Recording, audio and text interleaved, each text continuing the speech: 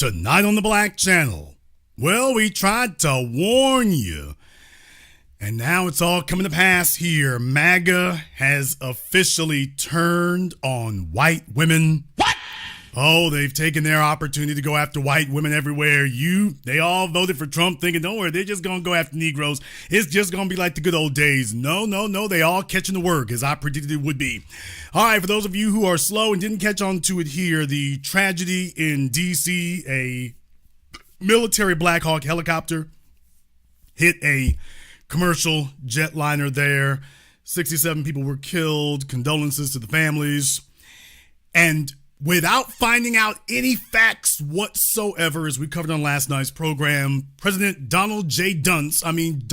Trump, immediately runs to the microphone and declares that it's a DEI issue with no proof, no substantiation, no anything.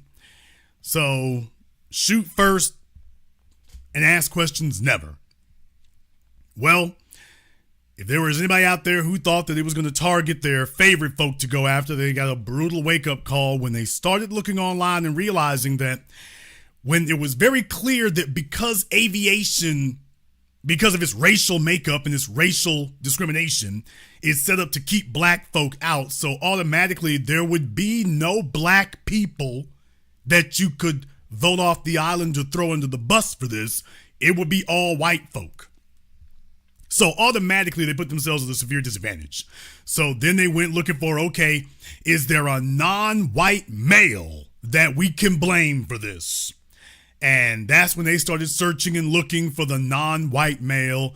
And eventually it appears that they found them. One Rebecca Lobach.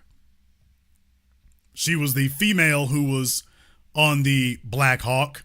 Now, there's no evidence whatsoever of what she was doing at the time. The way they talk about it, you would think she was the only person on there, and it's like the Rambo movie, that she's just piloting a Black Hawk all by herself. That's literally not the way it works. But if you listen to them, you would swear that she was the only one up in there, like she's piloting a Gundam, and she's just by herself. That was not the case.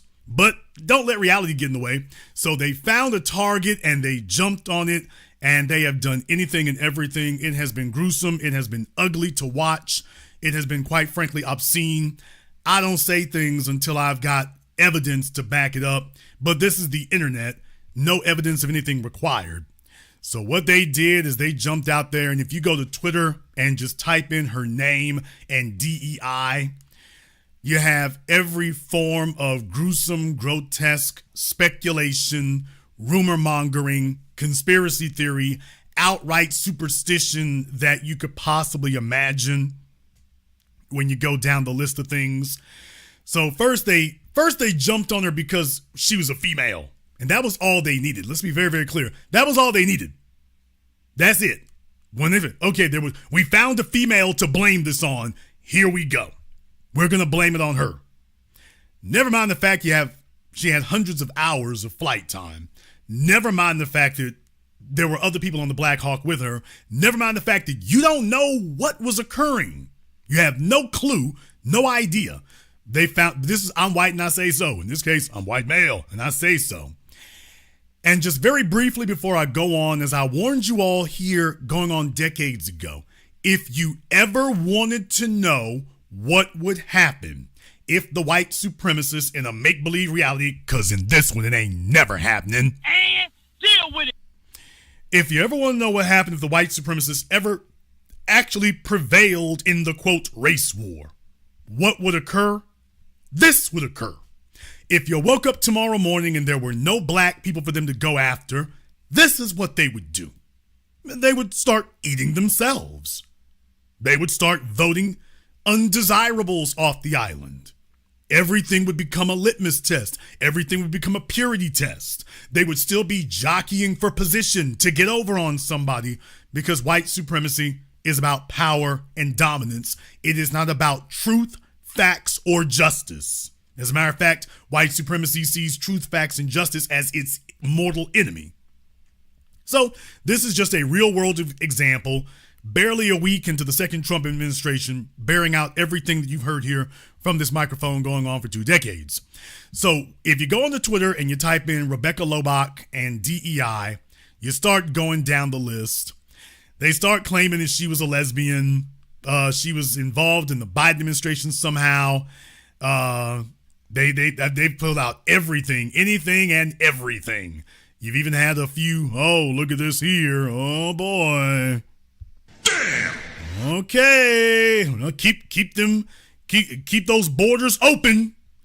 Keep those borders open. All right here. So, boy, they went on the spree. They went and dug up teenage photos of her because they wanted to prove that she's transsexual. So they went off trying to prove that. And that came up a bust. But the fact that that's what they went looking for. They went looking for photos of her as a teenager to try to prove that, in fact, this was a male. So it wasn't enough that she's a female. They were like, no, we got to make it even worse. Can we prove that you weren't a female? You got to be trans because we got to make you as undesirable as possible. Well, that didn't go very well, but it didn't stop them. So once that came up snake eyes, there's no evidence of that. They just, okay, fine, forget it. Keep going. Okay, and they just doubled and tripled down. Now it's just anything and everything. Now it just becomes satire accounts. They'll grab anybody out there who claims to be a pilot, who claims to say anything, and just whatever they say, they'll take it and twist it as law. Please, people, remember, we don't know what happened. There's the killing part about it. This isn't like George Zimmerman murdering Trayvon Martin. He admitted to the facts of the event. We don't have to guess what happened. He admitted to it. He admitted that what we said he did was what he did. So that wasn't speculation. This isn't like Daniel Pantaleo where you have it on video. Walter Scott where you have the murder on video. George Floyd where you have the murder on video. Tamir Rice where you have the murder on video. This isn't like those cases where you can see exactly what occurred. These folks have no evidence whatsoever. All you know is the Black Hawk collided with the airliner. You don't know why. But they're like, nope, don't need it. Was there somebody? Can we use this for political purposes? And off they went. Off they went. So, of course, they went using it. They say there was a statement released by the family. I'm not certain. I got to verify its authenticity. But like I say, I mean, when you type that in the Twitter, you get a nonstop parade. You get a nonstop parade. Decency is beyond them. Now, a few that stuck out to me. There were a few that stuck out to me. If you notice this one right here from this Twitter account. Well, take a look at who they're pointing fingers at here. Isn't that interesting? So they're bringing up Republican Congresswoman Nancy Mace. Where's Dr. Michael Eric Dyson at? Damn! He might not approve of what I'm going to say here next, so let me check and make sure there's Dr. Michael Eric Dyson around here as well. Well, take a look at what they say. They say that there's a direct line. There's a straight line from Nancy Mace to Rebecca Lobach. Feminism is the original DEI, and it destroyed this country. Really? So Nancy Mace, under the bus you go. Please understand that. They grabbed Nancy Mace and said, get your ass right up under here. Justification for it? Nothing. Nothing to justify it. It's just your presence. And she has been backing every racist, white supremacist, Donald Trump, MAGA ideology and policy you could imagine. She's one of the original MAGA homegirls. And take a look at what they said. Under this damn bus you go. You going with the rest of them. So this idea that you could appease the white supremacist beast and that you were going to feed it the rest of us. I just thought by the way, Nancy, they're already digging the hole for you. They're already digging that hole for you, ma'am, and you shall not escape. They went even further here. We're going to come back to Gretchen Carlson, by the way. We're going to come back to Gretchen Carlson. But they went on here and said they looked up this girl's parents. David Lobach is an endocrinologist. Endocrinologists administer trans drugs. Rebecca's mom is also a doctor. Her brother plays basketball at Sanford U. Please explain to me what her brother has to do with that plane crash. Somebody explain to me what's the relevance. What is the conceivable relevance of her brother playing basketball? I don't give a damn how diehard of a white supremacist scumbag you are. Explain the rationality behind that. Tell me how that's relevant. I'll explain to you how it's relevant. Because this is the strategy of character assassination and guilt by association, even if it's completely bogus that they cut their teeth on and perfected against us. They cut their teeth on this and perfected it against us. They utilized it against us even when it was so gross and laughable and egregious. That was what they did with us, remember? Remember the Harambe incident? Remember? They go looking through your family until this now it reaches absolutely lunatic proportions. Your brother plays basketball. You're trans. We think you're trans. Doesn't your brother play basketball? What does my brother's sports inclinations have to do with me? See?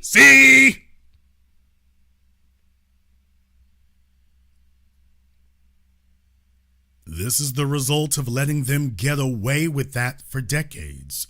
This is where you end up at.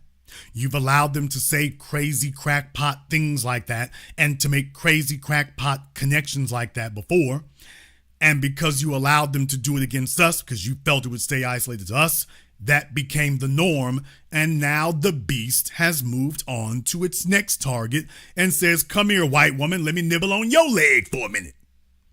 I've been chewing on Negroes all this time. Let me see if I can go ahead and chow on your leg for a minute. Oh, look, you're tasty. Now, folks, here's the thing. Her father's an endocrinologist. Well, I can't confirm or deny that, but let's just say that's accurate. Endocrinologists administer trans drugs. Okay, and your proof that she has been taking your proof, what does that have to do with her? What are you trying to say? He's been giving his daughter trans drugs? First of all, that would make him lose his medical license if he did. If that were going on, he'd lose his medical license. But where's your proof? Man, look, white supremacy don't need no damn proof. We're white and we say so. No proof required, no evidence required. None. None required at all. So they've gone looking, and they've pulled up pictures, and they want to say she's involved with gay folk or whatever. They've gone looking for anything they can possibly find. Got to be some gay folk in here. Let's see if we can make that happen. Can we make a connection here, somewhere? Can we make it occur? Don't make it too damn hard for us. We're trying to do that. That's what we're trying to do here, if we can. Let me go a little bit further down the rabbit hole here, because this is how far they're taking it with absolutely no substantiation whatsoever. None. Even if she's gay, please explain to me how that's relevant to the plane crash. She wasn't qualified. She had 500 hours and she was on a training exercise. You're saying she was unqualified to train? Because your argument is not that she's unqualified to fly. Your argument would be she's unqualified to even train after 500 hours? She's unqualified to train because, you see, you don't get to 1,000 hours of flight time unless you have your first hour of flight time. This is basic logic, people. She had 500 hours. So you basically would say that she didn't qualify to train. Okay, we need to see some evidence of that. Now here's another one here from another account. Won't do any good to scrub all the things about lesbian Rebecca Lobach. It is all going to come out anyway. A lesbian Biden DEI White House tour guide. Folks, do you see how long that damn list got? You would swear that this was a South Park parody episode. You swear it was. Rebecca Lobach, a lesbian Biden DEI White House tour guide. How many descriptors can you fit in one sentence? Kicked out of White House Trump administration, had not flown in 2 years on a check flight to see if qualified Black Hawk pilot, fact not qualified. Okay. Yeah, there you go. Okay. You got to understand, people say things because in the internet era, people have become so emboldened by the perceived anonymity of posting online that they've become a lot less concerned about being sued for defamation. They become a lot less concerned about that because you just see so much crazy stuff being posted. And so people get very emboldened, and because they're desperate to get somebody to look at their account, saying the actual events as they occurred, that's not good enough. They got to sit up here and spice it up and throw even more on it because they're trying to get folks to click on their stuff and look on their stuff. So saying what actually happened, even if it's rather bland, that's not good enough. You have to say the most outrageous, incredible, egregious thing you can. It has to be the most shocking thing in order to get people to stop on the absolute endless timeline that they go down. So just understand that that's where that comes from. Oh, they're not done yet, though, folks. This account here, you thought the last one was bad? Look at this one. Rebecca Lobach, the Biden administration aide, looking to her parents and links to Israel. What? Damn. What? She was DEI too, lesbian, attended lots of pride events. Note the white gloves she wears. People, this is a real account. Runway 33, all links back to Freemasonry.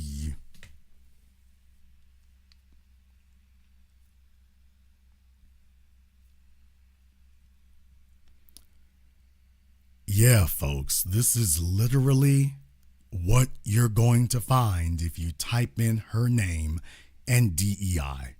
This is literally what will come up. This is worthy of Alex Jones. This is worthy of Timothy Leary. You would have to be on drugs to be able to come up with this and to say this in public. This is literally the level of intuition. Take a look at this for a moment. Think about that for a few moments. Look into her parents and links to Israel. She was DEI too, so apparently they considered her parents, quote, being linked to Israel was more egregious than her being DEI and a lesbian. So they put that one first. And then, oh, she DEI too. So everybody who's got an axe to grind against any random thing you can imagine sees an opportunity, or at least they think an opportunity to use this. This is where we're at. I want to show you all, this is literally what's on X. This is literally what's on Twitter. This is literally what they're saying with absolutely no substantiation, no proof that she did anything. It'd be different if they could tell us, hey, I've got proof that she was responsible. She did something in the helicopter. That's not where we are. If that comes out, then you can say that then. But right now, there's literally no reason to even suspect that because you don't even know what was occurring. Please remember, if you listen to the audio of the helicopter talking to air traffic control, you hear all male voices, including the one on the Black Hawk, confirming that the Black Hawk would maintain visual separation. For those of you who heard the air traffic controllers, the Black Hawk, it's all male voices. From air traffic control to the Black Hawk, it's all male voices talking, and it's a male voice on the Black Hawk that 2 times in a row confirms, we see the jet, we want to maintain visual separation. Last night I said visual confirmation, is actually visual separation. The male voice on the Black Hawk said, we want to maintain visual separation. Oh, okay. So what you mean is that Rebecca wasn't just sitting there on the damn thing, is off we go. Because if you listen to them, you would think that Rebecca pulled a gun like the John Travolta movie Broken Arrow, and she forced the other people out of the cockpit, or she shot them dead while they were there, and then she just rams the airliner on her own. That's amazing. In the chat room, Honey Badger, let me go ahead and get you up here on Zoom. Let's go ahead and get Honey Badger on Zoom. If there's anybody who has a problem with here tonight, let's go ahead and get them up here so they can articulate in front of the world exactly why they're saying what they're saying. So you can be given a fair opportunity to defend your statements or to clarify it and explain to people exactly what you mean there. So let's go ahead and get Honey Badger up here. Let's go ahead and get them up here. Gonna post the link to Zoom in the chat room. Honey Badger has 2 minutes to be on Zoom. Let's go ahead and get that up here for him so that he doesn't have to miss out. He obviously has a lot to say. He obviously knows something that the rest of us are unaware of. So let's get Honey Badger up here so they can go ahead and talk. Gonna pin the Zoom link to the top of the chat room here. Honey Badger has 2 minutes. They have 2 minutes, or you know what to do. They have 2 minutes, or you know what to do. So, they're on their way. So this is the level of intellect that you're dealing with here. And there's a whole bunch of white women who enabled Donald Trump and figured, well, don't worry, we're safe because we backed the play. And what they found is like, yeah, we don't really need you back in the damn thing. Get your ass on this cattle wagon along with them Negroes over there. And that's where they're at right now. That's where they're at. That's where they're at.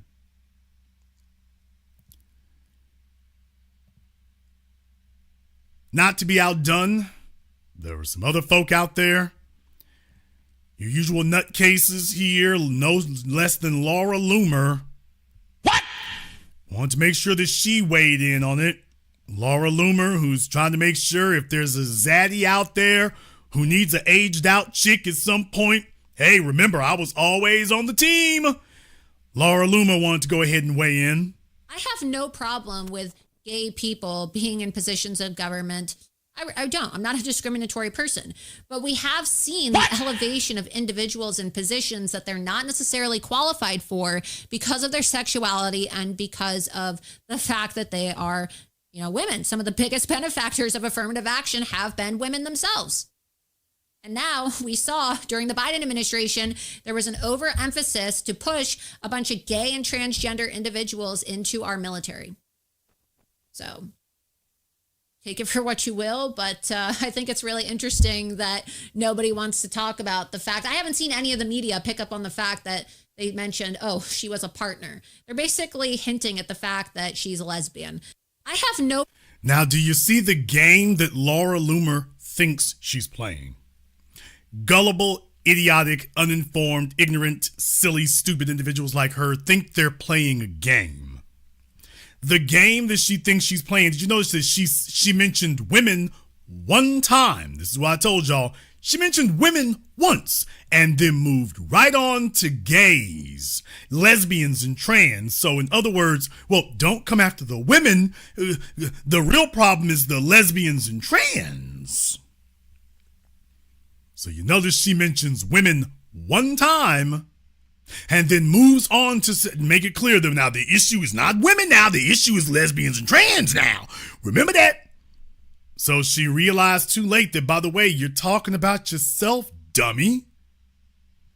And that's when she very quickly wanted to make it clear, wait now.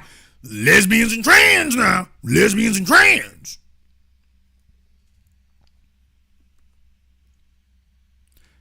There's some women out there who understood a little bit better. Some out there who got it a little bit better, none less than Gretchen Carlson. Used to be on Fox News, by the way, and Gretchen Carlson. She saw what was going on here, and she picked up on it rather quickly. She said to current and future female pilots, do not despair, as, quote, our president and his defense secretary Hegseth tar Captain Rebecca Lobach's name, implying DEI had anything to do with the horrific DC accident.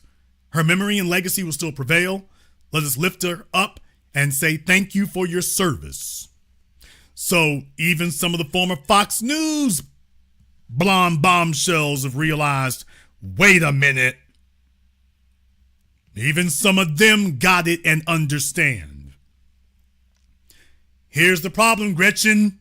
Too late now, girl. And deal with it, nigga. Too late now. You see, Gretchen, the time for you to be talking like this was when people told you that, well, if the police gunned down Tamir Rice, you know his mama got a parking ticket 10 years before, so doesn't that prove he's just a little criminal in training?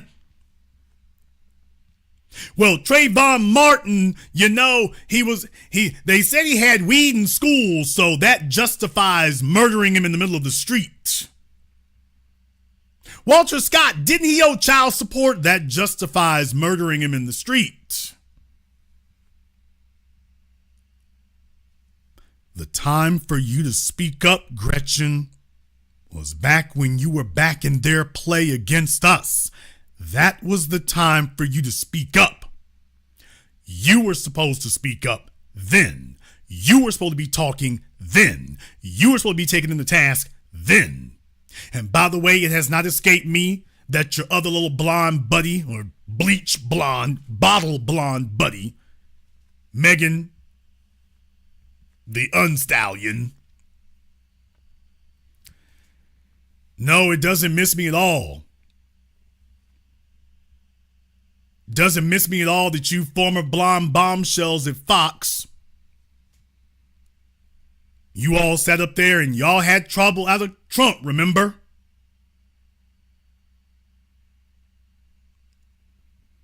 They were all at each other's throats there about Trump, remember?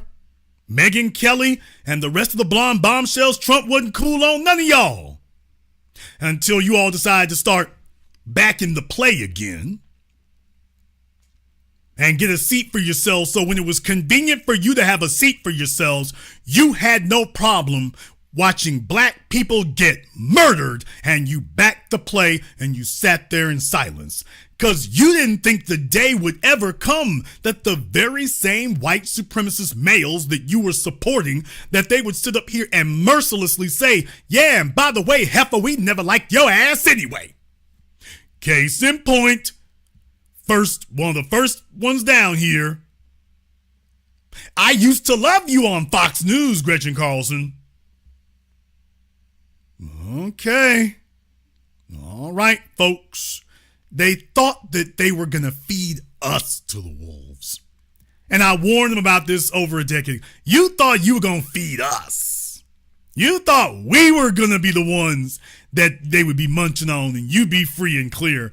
It's like, man, they ain't liking the way y'all moving to begin with. They're not liking the way y'all are moving. You're being too uppity.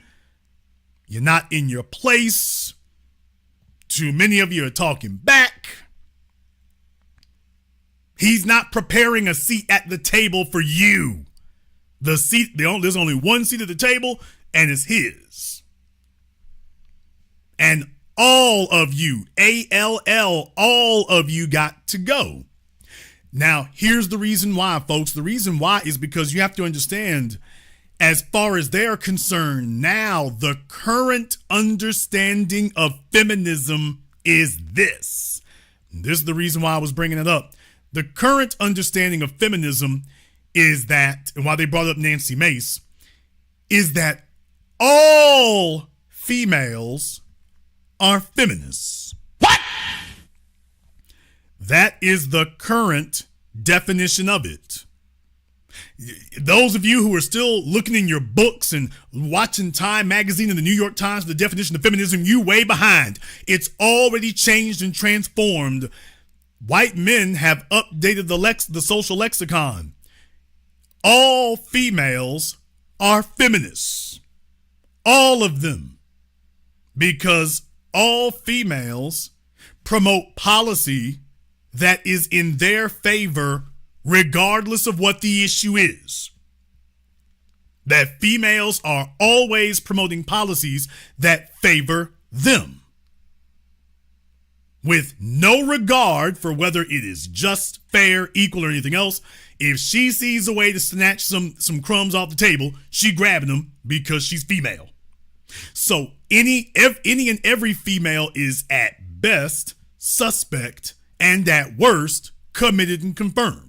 But there is no female who is not a feminist. Her very presence is a feminist dynamic. Now, you may agree or disagree with that particular position. What I will say is that the white males over there who are promoting that particular ideology, they don't mean us any good. Regardless of whether it's a factual statement or not, they don't mean us any good when they say that, so keep that part in mind. Keep that part in mind. So they're making it clear, every female, they're going to take this as their opportunity to roll back everything they can. They already rolled us back on civil rights and the Voting Rights Act and affirmative action. They already took that, even though we weren't getting any benefit from affirmative action. But the stuff dealing with us, they already did that.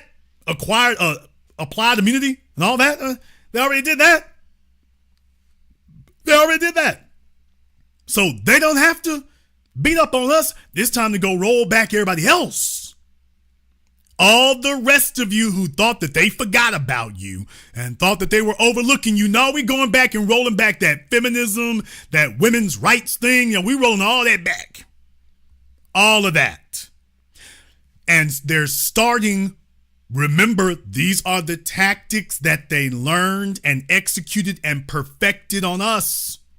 First, they attack. Folks have the 5 steps to Nazi Germany that I taught you all. First, they speak against you in their homes. Everybody gets on code around the dinner table, as Brother Neely Fuller has talked about. White supremacy could not be so uniform if everybody didn't know what to do. If white supremacy were random, it wouldn't be so effective. It's only effective because everybody is organized and they know what to do. They get organized around the dinner table. So they speak against you in their homes, and everyone gets on code in their homes. Then when they leave their homes, they speak against you on the streets to their fellow citizens. Then, as that conversation picks up and gets more spread, they begin to pick up on that in their media, the national communication. Now the media outlets begin speaking against you, and social media is the biggest media outlet that there is right now. So they begin speaking against you in their media outlets. Next, after everyone has gotten to the point that it's a national conversation, now they bring the politicians into it. Now they bring the politicians into it, and now they start making laws against you. They make laws against you. They start making official policy against you. Something that previously you'd only seen them do with us. You'd only seen them do that with us before. You said, well, don't worry, we'll be safe. They won't make any policies against us. And then you found out, I'll be damned.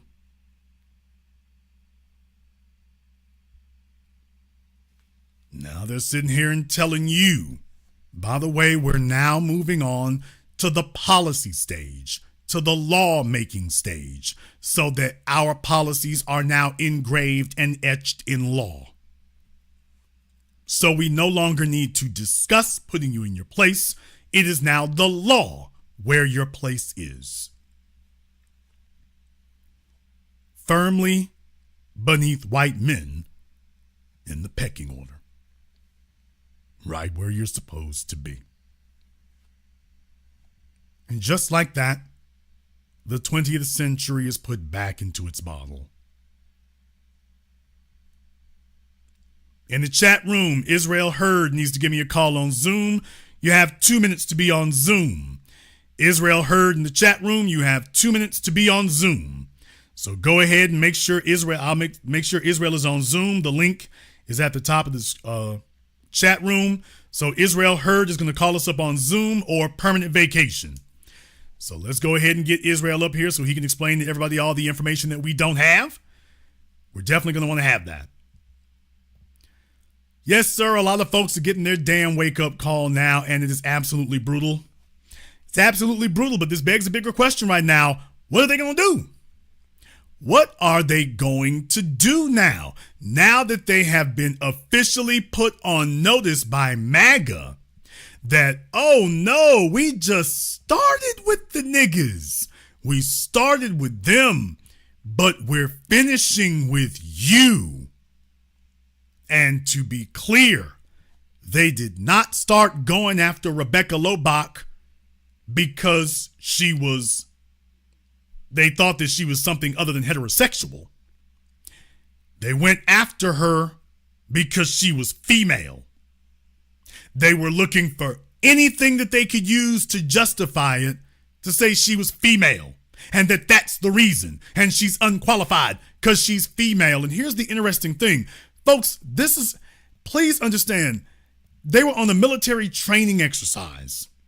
For those of you who are not familiar with the military and how it works, people get killed in military training exercises all the time. And by training, I'm talking about, I remember during the Iraq War, there was a tire on one of the big vehicles that blew up, killed the person who was changing it. There are military training accidents.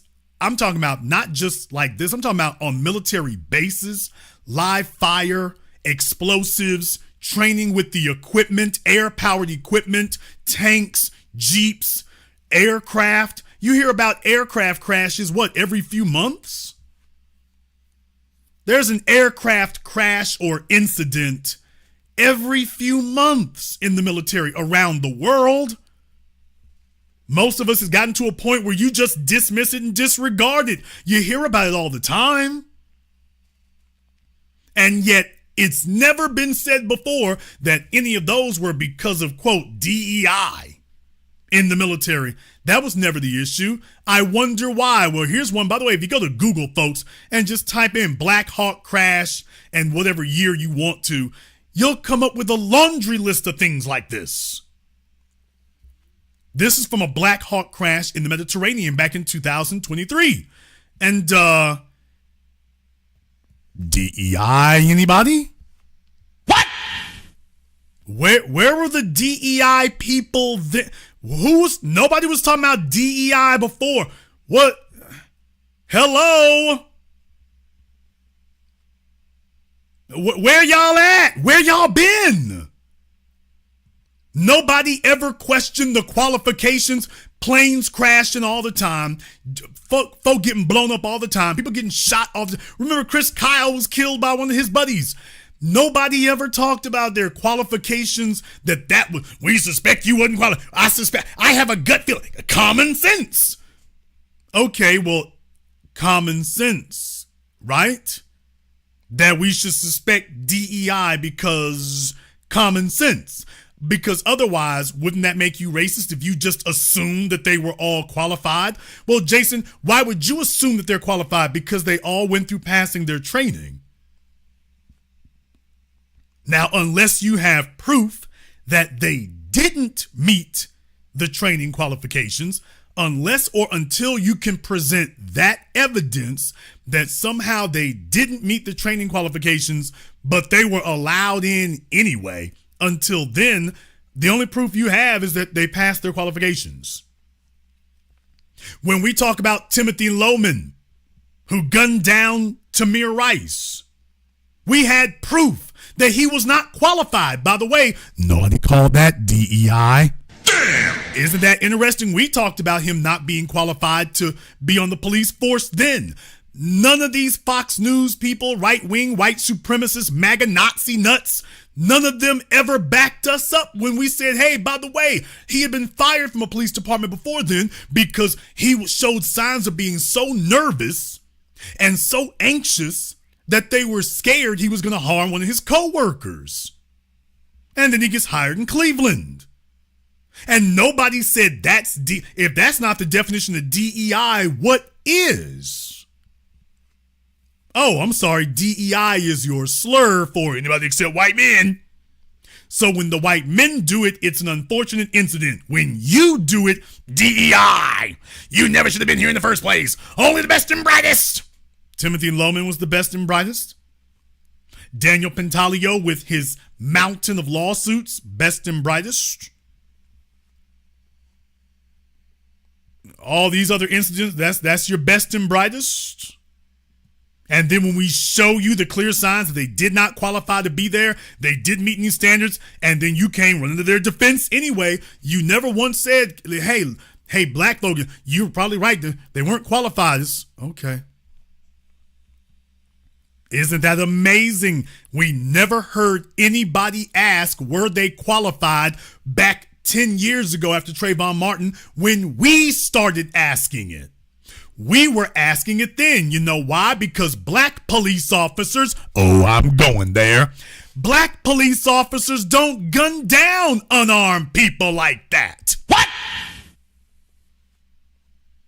What? Now that's a white police officer phenomenon. You don't hear about black police officers gunning down unarmed people, shooting unarmed people in the back. That's a white police officer phenomenon, not a black one. Oh, hell, there goes those numbers again. There go those numbers and stats again. That's not a black police officer phenomenon and never has been. And yet, when we talk about best and brightest in qualifications, they never ask, by the way, how is it that the black police officers are so incredibly excellent? And what is it about the white police officers that we keep seeing this behavior over and over again? Now, either they're not qualified or they're doing it on purpose.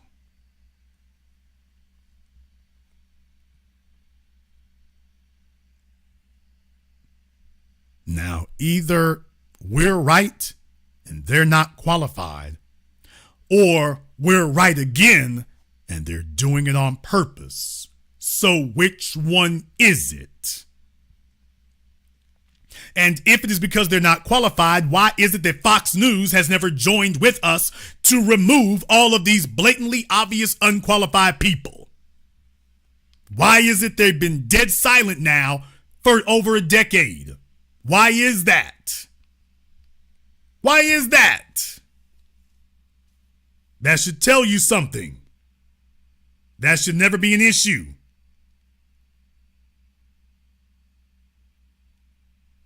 They know what they're doing.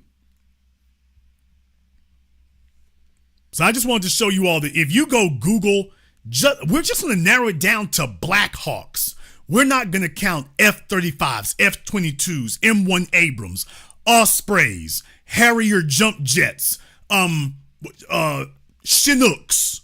We're not going to count all the other aircraft. Let's just keep it to the Sikorsky Black Hawk, just narrowing it down to just that one.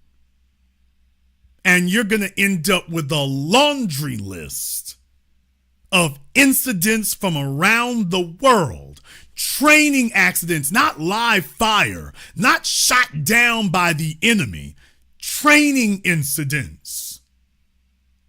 And not once had you ever heard Donald Trump or any of the other MAGA Nazis sit up here and tell you that it's DEI. Not once have they ever said that. He's had Twitter for years now. He's never been able to stop tweeting. Never said a word about it. All these years, you can't rip that damn cell phone out of his hands. And yet he's never raised it as the explanation for why this mission crashed. Never said that that was the explanation for any of these others. Why did this suddenly become an issue in 2025? What about before now?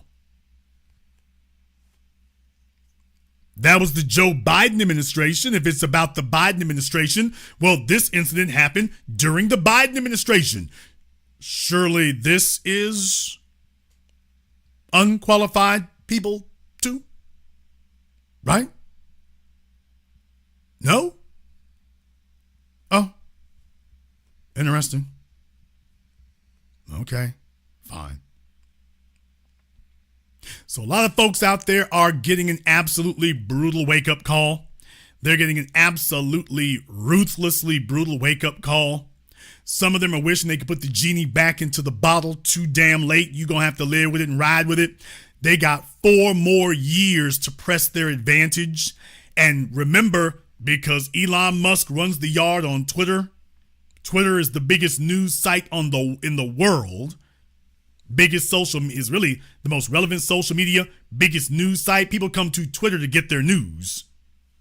They come to Twitter for their news updates. They don't go to CNN. They don't go to anybody else's website. They come to Twitter for the news. Okay.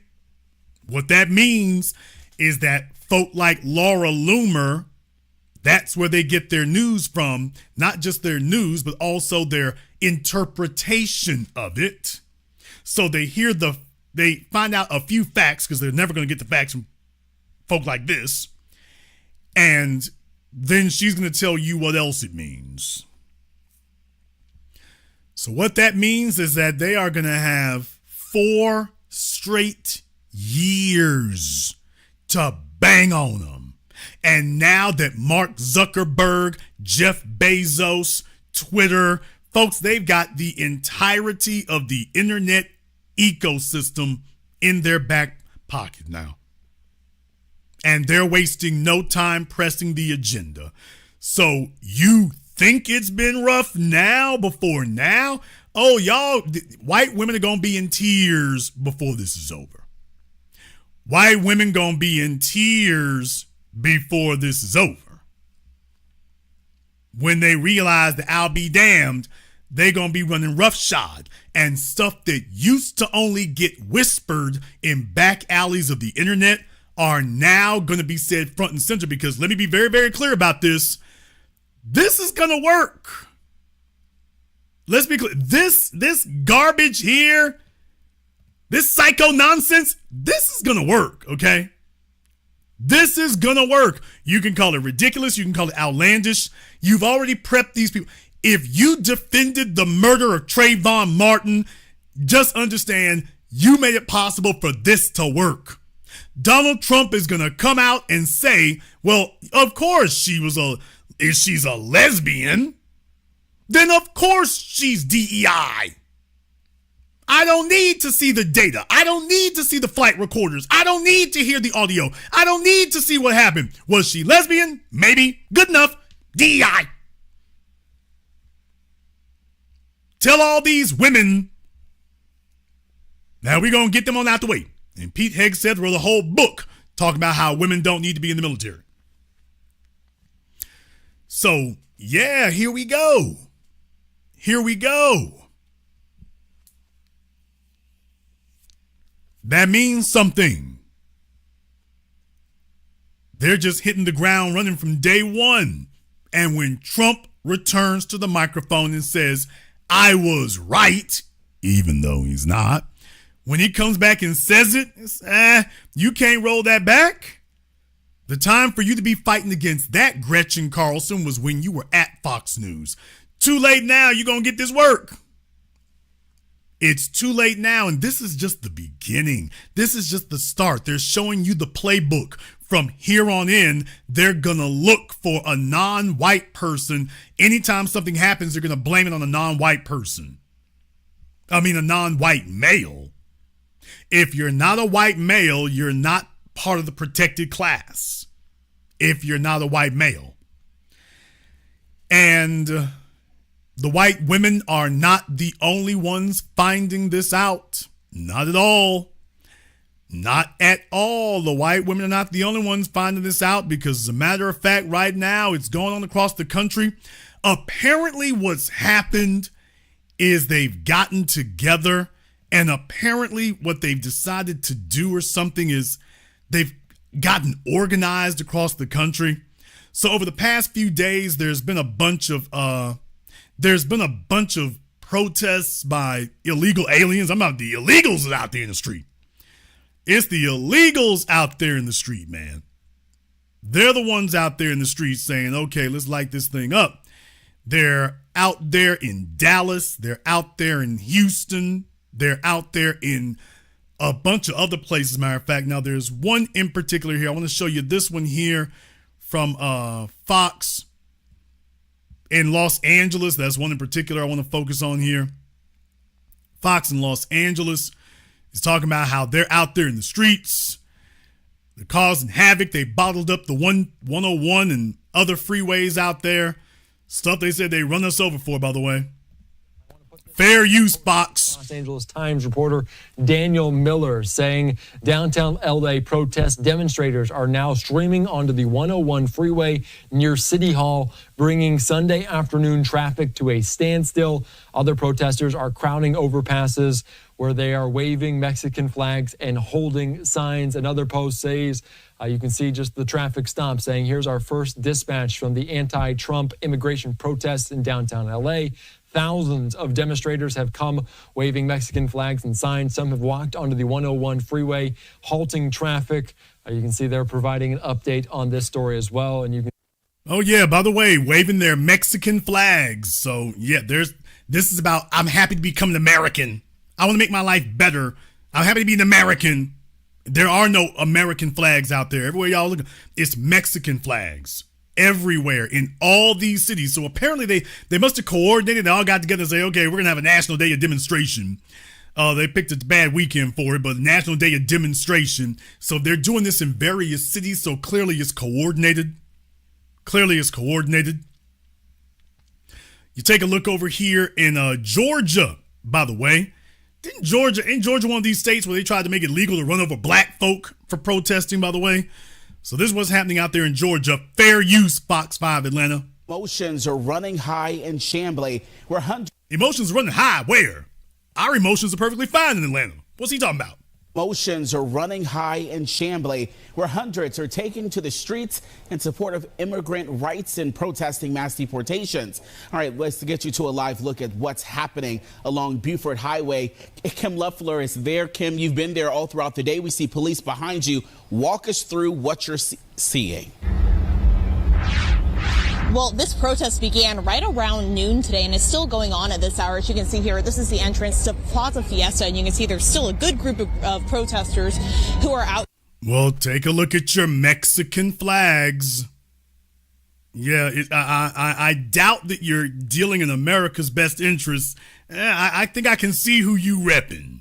Here, this crowd is a little bit smaller than what we saw earlier this morning, but you can see this portion of Buford Highway is blocked off at this hour. Now, I spoke with the organizers of this protest earlier today, who say they wanted to speak out against the recent ICE arrests we've been seeing and call for unity.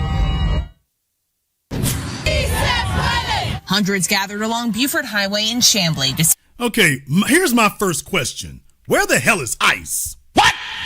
Where the hell is ICE? I'm pretty sure that just about everybody out here is not legal. Couldn't we get rid of a few hundred of them right now?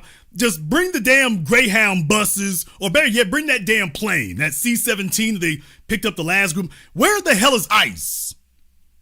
What, they take Sunday off? Like, hey, excuse me, let me get my phone over here. Like that meme with the black fellow with the glasses on the cell phone. Yes, is this ICE? Yes, I need you down here in Georgia. There's hundreds of them. They're all together in one place. Hundreds. The biggest sting operation ever.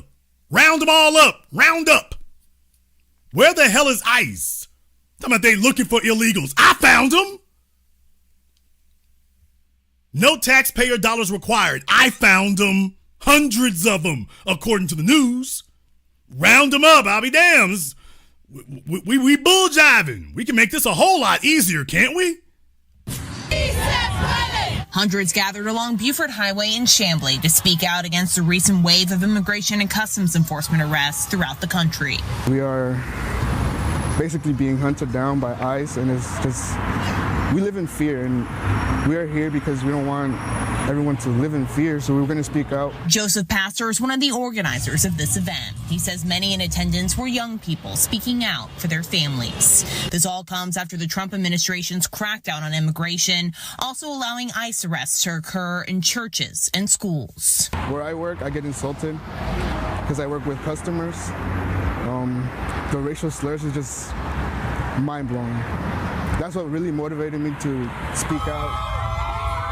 Protesters blocked portions of Buford Highway Saturday afternoon as they marched to another location further down the road, continuing their message of unity.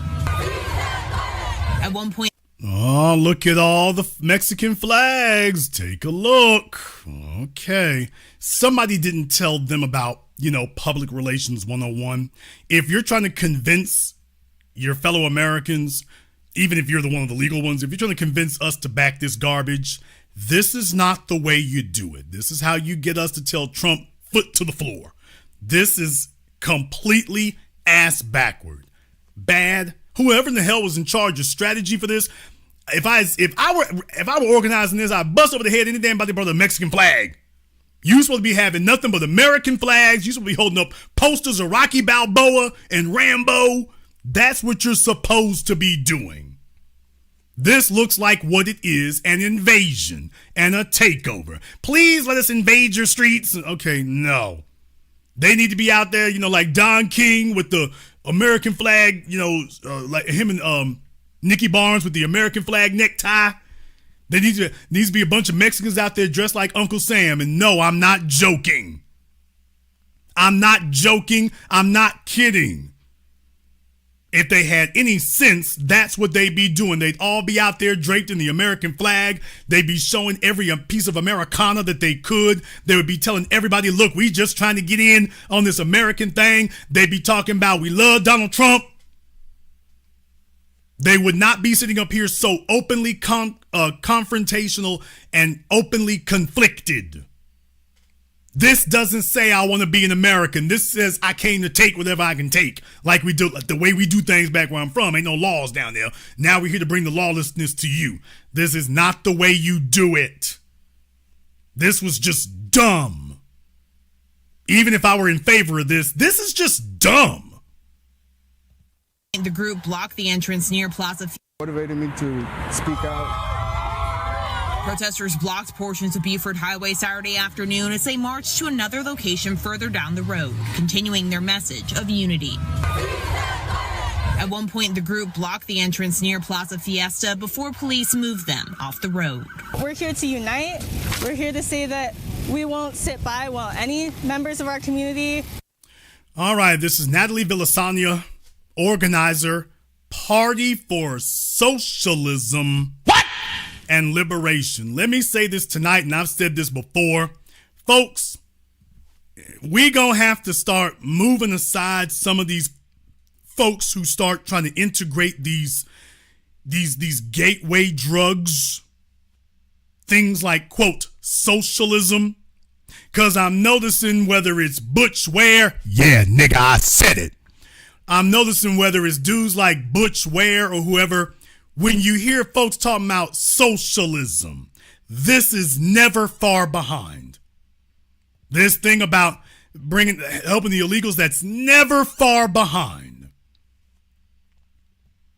Never far behind. So when I hear somebody talk about they socialist and somebody put a book socialism and don't even try to bring the Black Panthers into it, you ain't on the time that the Panthers were on. No, you on something else. You on something else. This is what you're on right here. Oh yeah, one more thing. Jason, are you gonna go there? Oh, I'm gonna go. Jason, hammer, don't hurt him. I got to do it. Jason, you gonna hurt him. Let him scream. There's a whole bunch of you old young niggas. Did Jason just coin a new one tonight? A bunch of these old young niggas. They hang around these Latina females. And just because she throwing them thighs horizontal, all of a sudden, whatever she on, he on. And it was just with the old niggas. Now you got a bunch of old young niggas. And if they start joining these little groups and these little clubs and these little associations and, oh, she's a member of the Socialist Party, so she's the dispensable panties they gonna hand around. Next thing you know, he's in bed with a young Latina socialist. Next thing you know, when they hop out the bed, he's a socialist. Damn, that went quick. Yeah, he hops in the bed with a Latina socialist. He hops out the bed, all of a sudden, he a socialist too. Next thing you know, whatever she was talking, now he's talking that. So if she says, well, you know, we're all oppressed peoples. Yeah, that's right. We is all oppressed peoples. My name is A$AP Rocky. We is all oppressed people. And we're all kept down by the system. That's right. We all kept down by the system right now. And citizenship is just a word. That's right. Citizenship is just a word right now. We're all global citizens. Big globe, big wide globe. And we shouldn't have to be kicking. They have human rights in there. That's right. Human rights right there. Come on to my area. Come on right here at my table. So yeah, if y'all want to know why this matters, we saw a bunch of this back in the 60s. We saw a bunch of this back in the damn 70s. We saw a bunch of this garbage going back then. Quiet as kept. If we can just go ahead and say it like it is. If we can just say it like it is. So yeah, just so you understand, the game keeps going on, and I got some more video that's going to show that. But I just wanted you all to see this Socialism and Liberation Party for Socialism, why that's relevant. Because that's what's going on. Dudes will sit up here and join their little associations, and then next thing you know, he's dating one of them, and then next thing you know, he gets out the bed with her, and then he comes back over here to us, trying to deliver the message that she gave him with a pillow talk. Now, they don't send her to come do it, because they're smarter than that. But they don't send her. They never send her. She gets one or two of us in bed, and then next thing you know, they send them back. And then they sit among us and start trying to sell us on the garbage. So I'm letting y'all know right now tonight, I've said this years and years ago, but let me get 10 toes deep on it tonight to take this as an occasion to put my stamp on it. If you come up to me talking about socialism, you're suspect. Socialism, communism, I don't want to hear about that. Because I know what you're coming from. I'm like, okay, let me see who you've been hanging out with. Let me see who you've been hanging with. Black empowerment is not dependent on any of that. You coming to me with socialism? Hold on, wait a minute. Who'd you get that from? What you trying to sell? Because it never fails. Right behind that is, we got to stand up to the white supremacist system. Okay, well, I agree with that. And they rules and laws and mores. Well, mores, principles, certainly they're laws, exactly. And that border thing right there, you see that they keep our brown brothers and sisters cross out the border. Okay, let me look through your phone right quick and see who you texting. Let me see who your boo thing is over there for a minute, because I'm like, I recognize this talk. Let me look through your phone right quick and see who you've been texting back and forth with. Let me see. I need to take a second look at that.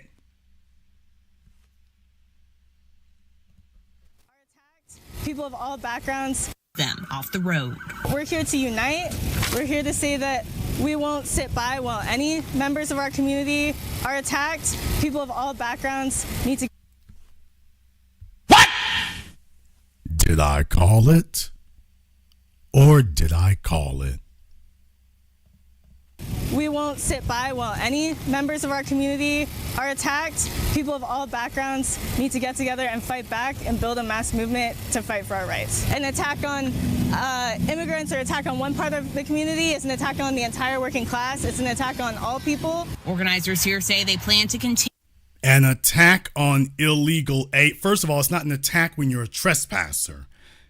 An attack on illegal aliens is an attack on all working class. Illegal aliens undermine working class people. They directly undermine working class people. And she thinks she's going to play the Jedi mind trick and tell you that, no, helping illegals, that is helping the working class. And when have they ever stood up for us, by the way?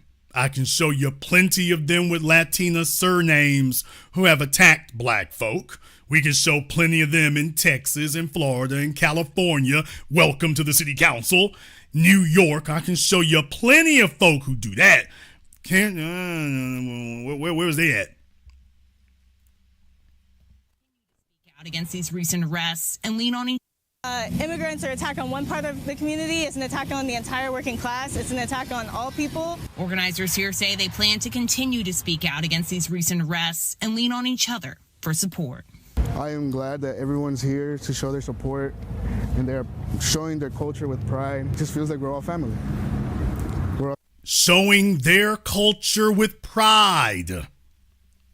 Yes, we are Mexicans in America. Not we are aspiring, not we're Americans, which is what they're claiming. They want to claim being American while he's clearly telling you, hey, we Mexican. We're going to support each other since nobody else wants to support us. So we're going to have we have to support each other because no one else is going to support us. Okay. And they're showing their culture with pride. It just feels like we're all family. We're all going to support each other since nobody else wants to support us. So we're going to have each other's back.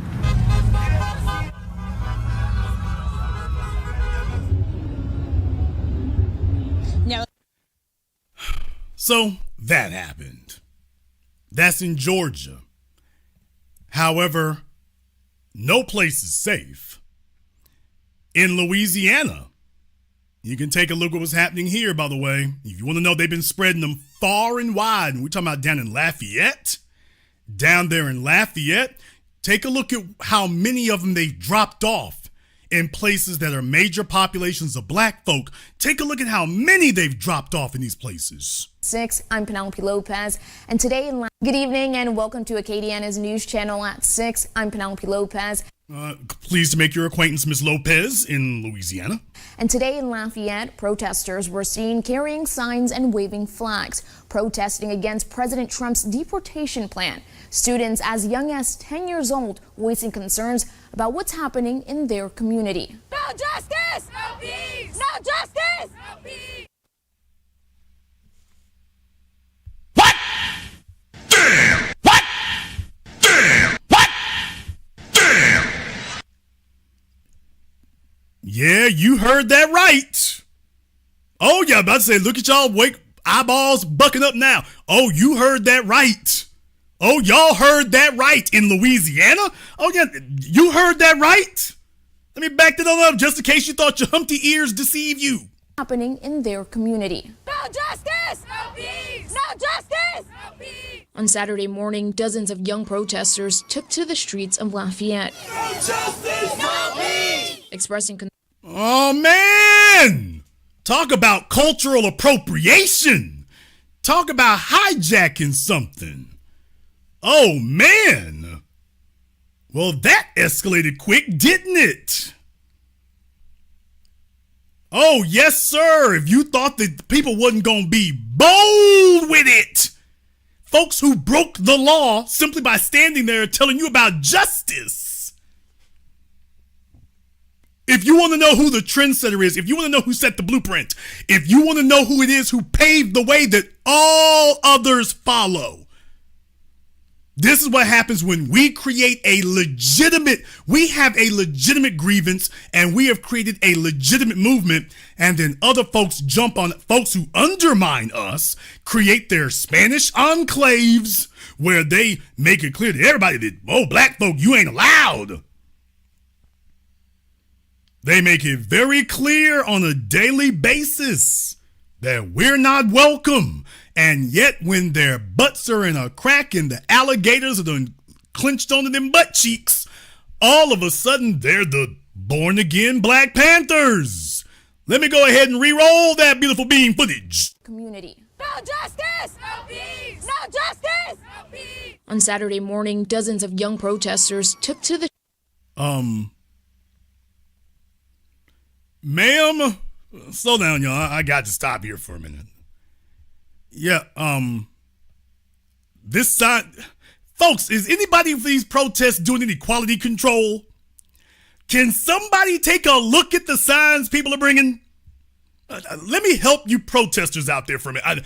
Somebody got to help y'all because this is a bad look. No justice, no tacos.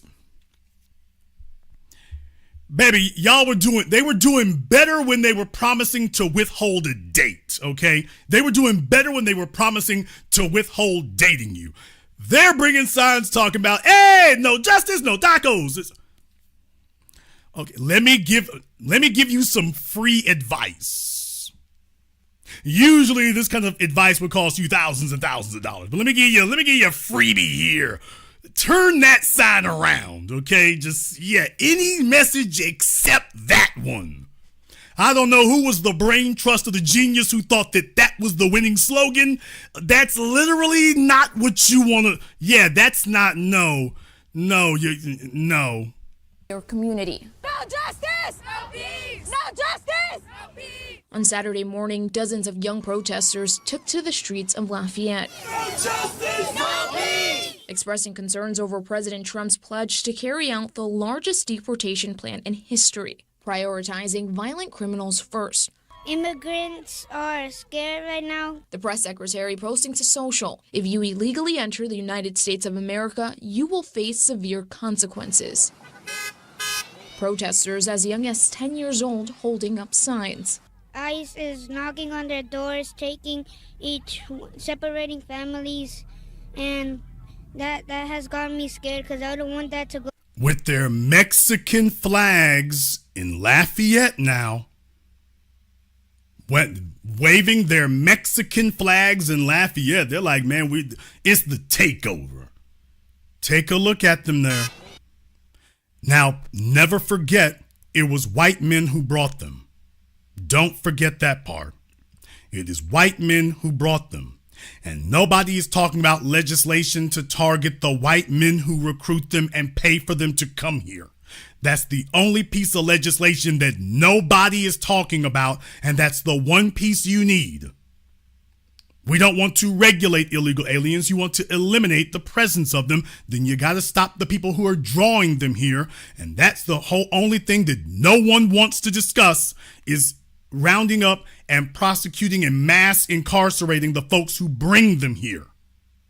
Protesters as young as 10 years old holding up signs.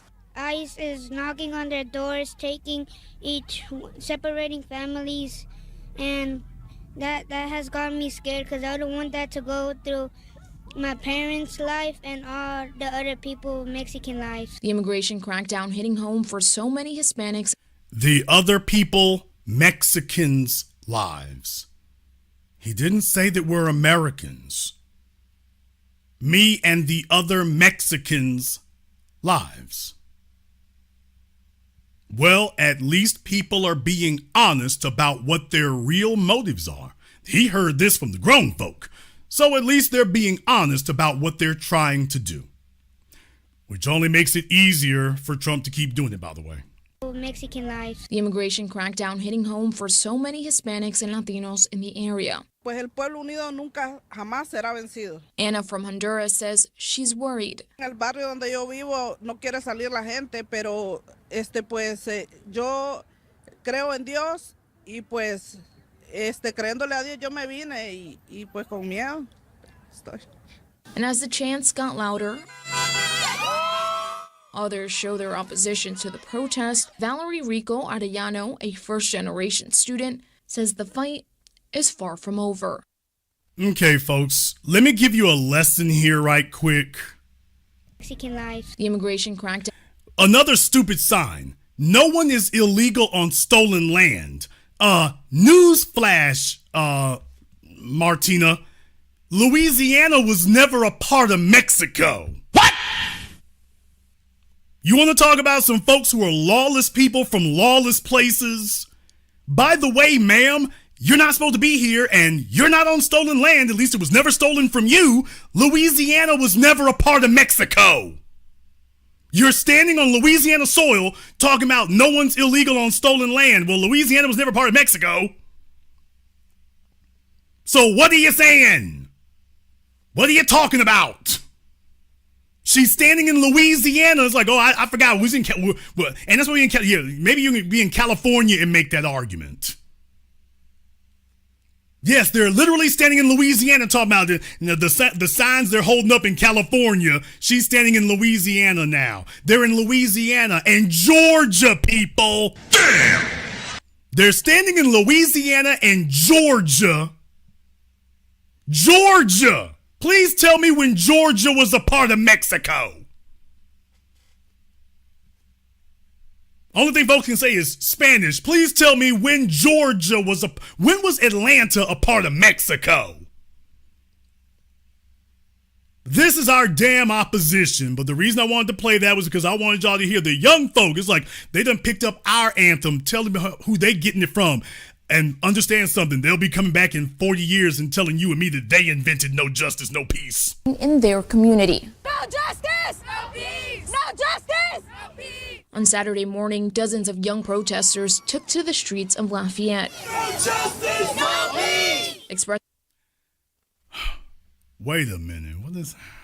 No peace! Expressing Roses are... concern.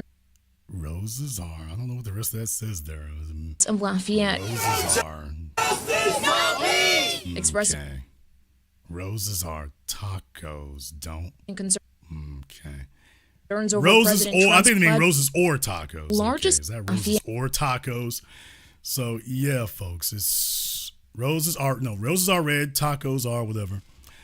Don't blame us if you can't get any more. Okay, that's fine. All right. Yeah, buddy, this is what we're reduced to here. This is what we're reduced to, man. It's getting rough out there. It's getting rough out there, and somebody put together a compilation of things here out there in Los Angeles. This is what they're doing out there in California. And there's a lesson to be learned here. There's a lesson to be learned when you see this compilation coming from California. This was the scene for most of the evening in National City. Droves of people took over much of Highland Avenue.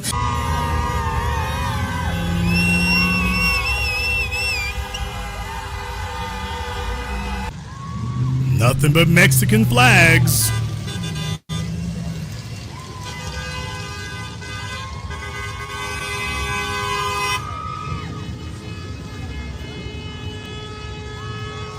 Can someone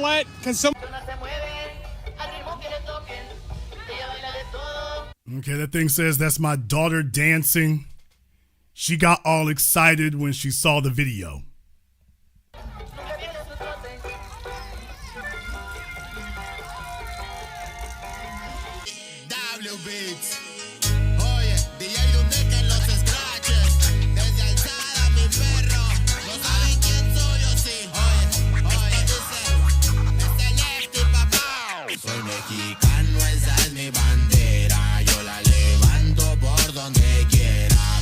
Oh, you always got one. Oh, you can see in the car here. You always got one. Either that or he's like, hey, let me through. Wait a minute, hold on. Don't yank me out the car. Let me through. So I got to get the background on this one. I don't want to assume nothing because he's kind of surrounded right now. So he might be doing that because he's like, oh, hell, I didn't know the damn Cinco de Mayo was early this year's. Hey, y'all. Hey, yeah, just whatever. This Mexico, can I just get through here? Can y'all just let me on through? Yeah. Oh, I'm down with the brown. Can I get through this intersection? He's like, I'll be damned. I took a wrong damn turn. Ended up on Elm Street. So I'm not sure. I want to get a little bit of it. He's a little bit too handy there with the flag. So I don't know. It seemed like he had it with him, but he doing a little bit too much.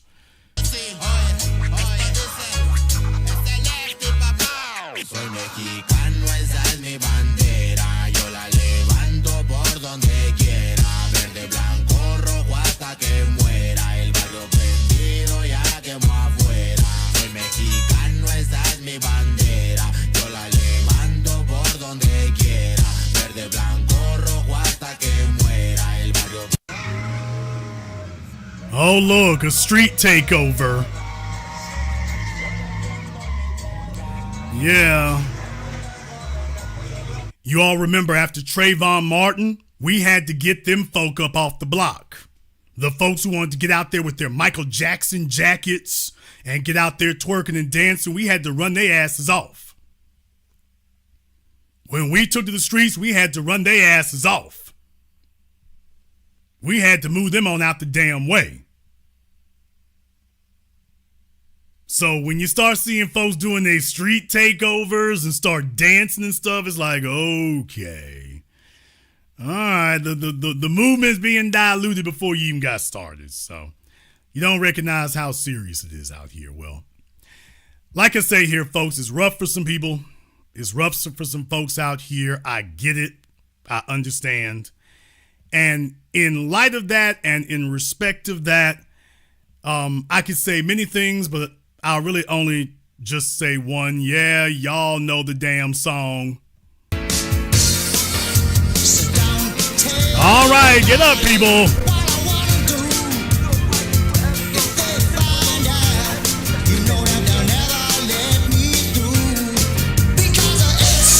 Sing it now.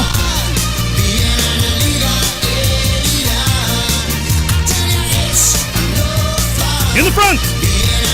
In the back. LA, Louisiana, Atlanta, New York, Boston, Houston, Dallas, Florida, all points in between. If you're on American soil, you can boil. Seattle, Santa Fe, Jacksonville, Buffalo, Philadelphia, wherever you're at.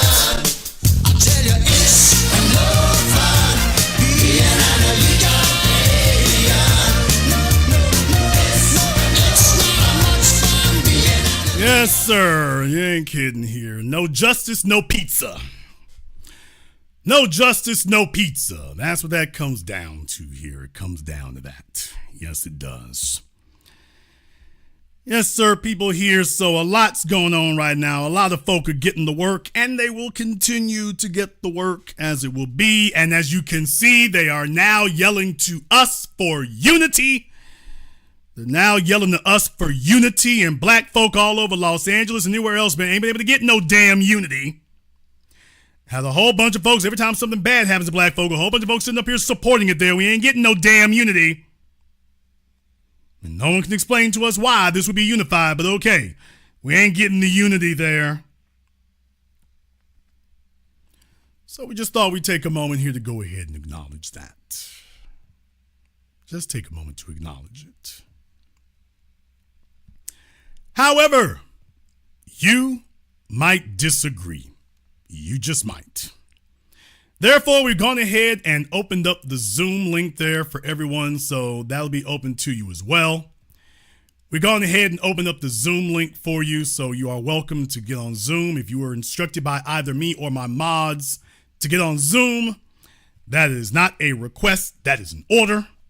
So you definitely, if they're not there already, make sure they're removed. They've had their opportunity. Before we go any further here, one more time, for anyone who is not aware, There is an event coming up in New York. I'm going to be there on the 14th. We're going to be there on the 14th. Yes, sir. They are having their New York State Association of Black, Puerto Rican, Hispanic, and Asian legislators. They're having their conference. They invited us to show up if we wanted to speak to New York's legislators. And I said, you know what? That sounds like a great idea. So if you are one of my followers in the New York area and you want to attend, because they charge for that. But if you're one of my followers up there in the New York areas, I'm giving priority to folks I recognize. If you want to join us for that, if you done tricked off your money and you can't afford to buy the ticket to get there, let me know. We'll see if we can work something out for you. You can email me at theblackauthority@yahoo.com. I want to have some idea about how many folk we're going to have with us. We've got quite a few folk who are going to be with us already now. So I'm getting together the list here of folks who are going to be there. I'd like to know how many of you, if you're going up there because of me or what's going on, so that we can all get organized on that. So definitely, if you want to attend that, I'm giving priority. I'll take care of tickets if you ain't got the money for it. I'll take care of tickets there for folks who want to get involved in that. I think this is very important with the murder of Robert Brooks and the opportunities there. If you want to get in touch with me about that, especially I give priority to longtime folk. Yeah, Rhonda, just email me. Y'all just go ahead and email me. It's my long-term people to get priority on that. I definitely want us to make that move. February 14th is going down. So I want to have as many people confirmed for that as I can. I will be broadcasting live in New York, and it's not Saturday night. But just to let you know, I will be live in New York when that happens. I will be live in New York when that occurs. If you are going to go to the website yourselves, if you are going to go there and purchase tickets, you're probably going to want to get the silver package. All the other stuff there has already been purchased, I think, already. But that includes the one that you're looking for, which is for the chairwoman's reception. That includes the one that you're looking for, which is for the chairwoman's reception. That's when all the politicians should be there on deck. That's when all of them should be there on deck. So let me go ahead and put the link to that and throw the link up for you. Let me go ahead and do that. All right. Gone ahead and thrown that up there for you. So definitely go ahead and you can use that link. I'll be posting that up here a little bit later also. In the meantime here, I want to thank everyone, and I do mean everybody who's contributed to tonight's program on PayPal, Super Chat, Venmo. Shout out here to my man, Mr. Chadwick. Hadn't seen you in a minute here. Thank you very much for your support here, Mr. Richburg. We appreciate that. Everybody else here on tonight's program, Karen. Karen has gotten memberships for about 50 people in here tonight. I told you all that I was the greatest of all time. I told you today I'm still the greatest of all time. So thank you very much for your support here as well.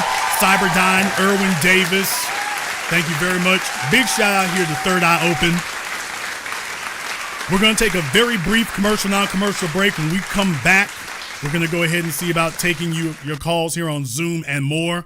This is the Black Channel. Visit MrBeTheTeacher.com. You can get a copy of his award-winning book, Guidelines for the Successful Student.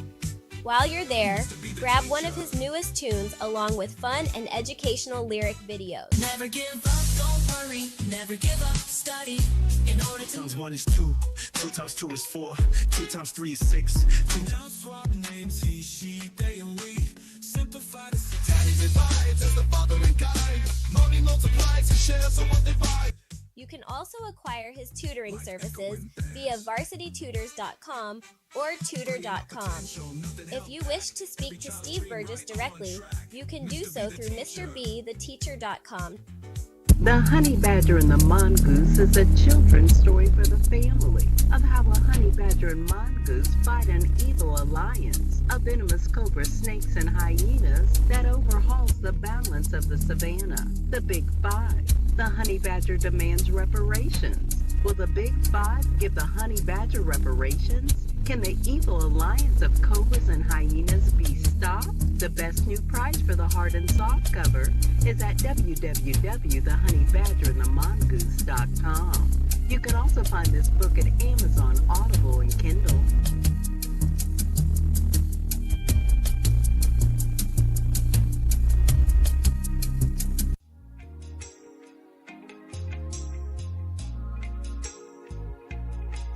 Order yours today to experience all the benefits of Ash Kickin' Body Butter. With skin so smooth and soft, you'll thank us for it. Shop Ash Kickin' online. That's ASHKICKIN.com.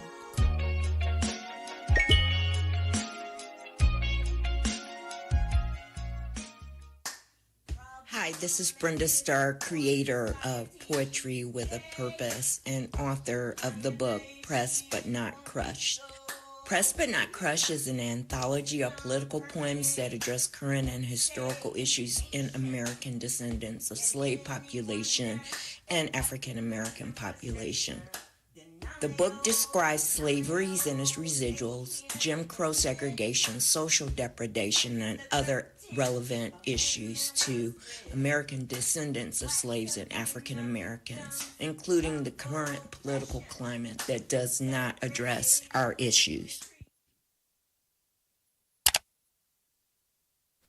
This is the Black Channel. I am your host, your brother, your humble servant, the Black Authority. Very glad to be with you all here this evening. And the Zoom link is open. You are all welcome to join us here. If you've been instructed to call in, that is not just a great idea. It is a requirement. It's not just a groovy idea. It is a requirement. So, yeah, man, this has been a situation here where a lot of stuff we've warned you about, a lot of things we've told you about. Very important that we keep ourselves focused here in the 21st century because, as we said, if we don't protect these things, other folk are going to come in and grab what you've built, co-opt it, and then tell you that you had no part in it, that it's not for you, it's for them, is what they'll end up telling you. That is, it was actually what you did, that's actually for them. In this case of a bunch of teenagers, ostensibly, in Lafayette, Louisiana, saying no justice, no peace for people who are standing there, it broke the law, standing there illegally. You're not even citizens, talking about justice for you. Justice for you would be sending you back where you came from. Not, okay, well, justice means, let me stand right here. But you might disagree, so we'll give you your opportunity to go ahead and speak on that. The Zoom link is pinned at the top of the chat room here. Okay, we got Gene here on Zoom. Gene, what's on your mind? How you doing, brother? The best advice I can give these immigrants is swipe or no swiping. No more swiping those EBT cards. No more money for you. Go back home. So take Dora, Diego, Boots, and pack the backpack and get the hell off our land because we don't want you. You didn't bring anything but drama when you came, and you can take it back with you. I just wanted to make it that short, brother. Thank you very much for giving us a call. He said pack up Dora, too. He said, where in the world is San Diego? Where in the world is Carmen San Diego on her way back to Tijuana? All right. He said, no chill. He said, absolutely no chill. All right, let's go ahead and get Magic up here on Zoom. Let me grab Magic here on Zoom. We'll give Magic a moment here on Zoom. Yeah, a whole lot's happening out there right now. Whole lot is happening out there. Magic, I'm gonna give you 5 more seconds here. Let's make sure we have everything up and going. We can't wait around all night. Waiting for you here, Magic. I can give you 5 more seconds and then we got to move on here. All right, Magic, make sure you have your camera and your microphone turned on, Magic. Otherwise, nobody can see you and nobody can hear you. Don't worry, the only person who will see you is me. Nobody else will see you except me. All right, Magic, there you go there. She got her leopard spots on. And nobody else saw that except me, so I'm just going to be like, okay, wink, wink. I get it. Y'all, they come out on the weekends. Yeah, I am definitely the feline for this because I wrote about this actually in one of the papers that I did in my college. I'm actually doing my master's now, and they asked us to do a paper on something that we saw on the news that we could say that was a barrier, something that you thought would be like a prominent right now for that time. And that was like a year ago. And I talked about this. I talked about the effects of what it would have on the hospital, what it would have on our resources. And I don't mind because my parents are actually not from this country, but they came in the legal way. And I mentioned that in several of my writings. It's not about crying now and saying that the American government or people are hurting these people. They came here illegally. They used our resources. They took away our tax money that, I mean, we didn't have any say so for that. They were placed in hotels. People were on the street. I mean, I have a family member that's a veteran. I actually have two. And when they go to the veteran to get help, they get the worst of medical treatment that I have to redirect them to where I'm at in my location. And we're in two separate states. Okay? So right now what's happening, the roundup, I am all for it. When you come into this country, you need to come in the right way so that everything is processed. You're able to get your identification. You're able to get your documents and everything in place. You don't get a free ride. This is money that's being taken out of our pockets, out of our ancestors' pockets. If you go back and you ask any American right now that's still working, that's not on any government assistance, what age did you start working? I promise you they would tell you 13 when they were able to get legal papers. That's all I have to say. Well, definitely, if anybody brings up an argument about, the labor thing or whatever, that's a straw man argument that's been defeated now. Scaring tactics. Who's going to pick the lettuce the same way we've been doing it? Who's going to pick this, that, and the other? I don't believe you. The folk who brought you here under bad pretenses to begin with. You're never going to get the problem fixed, though, until you grab them. Now, until we go grab the folks up who are bringing them here, that's a whole different thing.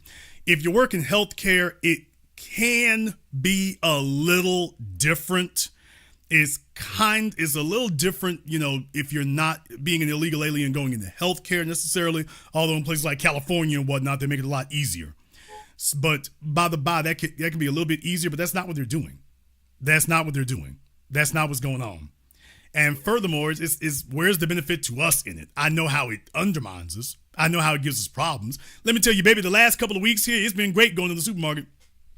It's been great going to the grocery store. Used to hate going up there and whatnot. It's like, oh, it's a bunch of people here walking around with their flip-flops on and their sombreros. And now you go through there and it's like, I'll be damned. The self-checkout is clear. Damn. I mean, remember there's the not guy in Chicago that said, no more money for you. No more money for you. No dinero para tú. Tú suéltame. No more money for you in Chicago. They were telling them before they got here in the United States that they were going to be replacing us. They were telling these people this. They even tell Africans. I've heard Africans tell me this. And my dad is Nigerian. My mother's from Barbados. But I've heard African people telling me the secrets that they tell them at the embassy when they are basically doing their interviews. They tell them to stay away from the American blacks. And they also put them in affluential neighborhoods, and they also tell them, listen, we're going to give you these perks, we're going to give you this, you just have to not associate with them. And they tell the Mexicans that too, because I have a Mexican friend that's a nurse and she works on Long Island. She said that her family got the same information. They told them that. Oh yeah, absolutely. Look, they didn't come over here thinking they were helping us. When you any city where you see where they hang out, that they got their enclaves and black folk are not welcome, period. I said this going on 20 years ago because I lived it in Dallas, Texas. Whenever they would hire a Latino Mexican as the manager of the fast food restaurant, that would be the last time that a non-Latino Mexican would be hired at that place. That was it. Correct. Once they become a manager, all the black folk gonna get fired, and there's gonna be nothing but Latinos working there after that. Now, I said that going on 25, 30 years ago. Where was the unity? Nobody was talking about unity until we said, you know what, Antra, this illegal alien thing, we ain't really gonna back that. Now everybody wants to talk about unity. The time for unity was when you were pushing us out in Oak Park and all these other areas around Dallas and Houston and Detroit and Chicago. The time for you to convince us you wanted unity, that was the time to do it. Right then. So, and they brought you over because they didn't come over and gain anti-black sentiments. They had them before they got here. They came, they brought those with them standard. What they figured was, the black folk are just going to be gullible and still be on that same old garbage and looking for some coalition that doesn't exist. It's a new day. But they don't even have it in their own country with the blacks that's there, the indigenous. And the president of Mexico, she just put it into law that the indigenous people have to be recognized that were Afro, that were there years before Columbus, which debunks the fact that he discovered America because they were there thousands of years before that. So these Blanco Mexicans, they even have it in their novelas. They have it in their music. They always have the African American or the indigenous person to be subservient to them. So they didn't come here to be in coalition with us. They came here to suppress us. Let me give y'all a case in point here, so I'm glad you brought that up. There's a group of people that we ain't never had that problem with, really. When you talk about, for example, like the Polynesians and folk from the Tongan Islands, if you know the Rock, Dwayne Johnson, his family and whatnot, when you see people from that area, we ain't never had an issue with them in that regard. They've never gone at us the way these Latinos and Asians and folk have. When you want to talk about, okay, well, Jason showed somebody who's different. That was different. That's different. That one right there, you don't ever see these other folk bringing that energy. That never happens with these other folk. They come over here, hell, when you go in the prisons, take a look at who they squad up with when you get in the prison. So it's been a damn hoodwink shell game they've been playing for a while. The only thing is now we're just not playing it no more. Thank you very much for giving us a call tonight. We appreciate that. Let me go ahead and see if I can get Ian up here on Zoom. Let me get Ian up here on Zoom. Okay, we got Ian on Zoom. What's on your mind, Ian? What's up, brother? I just want to say a few things. As far as the Latinos are concerned, I've seen it where when they don't have the numbers, they're cool. They're cool with you. They'll be buddy-buddy with you. But as soon as their numbers get comparable, where they think they can challenge you, they're going to challenge you. Now, I used to be an over-the-road truck driver. And my first load in L.A. was at this place called Rancho Foods off of 38th and Vernon, or 38th and Santa Fe. It was in the Vernon of East L.A. So I get there, I'm trying to back in, and I mean, it's an all-Mexican neighborhood. I mean, they're crowding me, honking their horns, giving me a hard time while I'm trying to back, And then so I set up, they tell me, well, you're late, so we're going to have to get you in the morning. So I'm like, all right, cool. So I park on the street. I'm walking around, trying to get me something to eat. And I'm noticing, like, as I'm walking through this neighborhood, everybody, all the Mexicans, it's like, it was like almost like a horror movie. You know how you go somewhere and everybody's just staring at you? Yeah. To let you know that, like, you're not welcome. Go down to out to invite any black person, specifically El Paso, Texas. I'm not even going to make you go down as far as Laredo. Any black person who goes to El Paso, Texas, you pick up that energy immediately. And I mean, it was everybody. Everybody was on this particular type of time, this code, if you will. And I'll never forget this. It was an older Mexican guy who was driving a garbage truck. And he had to be in his late 50s, early 60s. And he, turned his whole head looking at me, like staring me down. So I go to this Circle K. And I see this homeless black dude. He was older than me, older black dude. And I reach in my pocket and I give him I try to give him $5. He said, nah, you might want to keep on to that. He was like, he pointed across the railroad tracks that was nearby. He said, man, they're not too nice across them tracks over there. So he would just let me know, like, hey, when the sun go down, you might want to get scared. So I took that as a warning. I was like, you know what, let me go ahead and get back to my rig and pitch my tent. But yeah, you make a very good point. When they don't have the numbers, is we all in this together. When they're buddy-buddy with the white folk, there is anti-black. They join in with them as anti-blackness. When they get around a bunch of white folk, it suddenly is everything's anti-black. Soon as the white folk like, yeah, you know what, why don't you get in this damn cart with the Negroes too? Then it becomes about unity. Okay, if it's not unity when you're the only Mexican with the white folk around you, if it's not unity then, don't bring up unity later. Hold that energy. Keep that energy right there. And oh yeah, one more thing. If you had been a white man driving that truck, would they all be staring at you like you Alien Bill? Right. Exactly. Yeah, California, especially those Mexicans in Southern California, because I had another stop because I used to haul refrigeration, right? So I was hauling meat, right? And I used to pick up meats from slaughterhouses in Kansas and Dodge City and all that, and take them out to all over the country, whatever. So I get to this one place in San Diego, and it's a Mexican operated like meat place, right? They give me the run around, tell me, hey, we can't take you, we gotta take you in the morning. I'm in the back of my rig, right? And I wake up in the middle of the night. I look in the rear view, and my light to my reefer is yellow.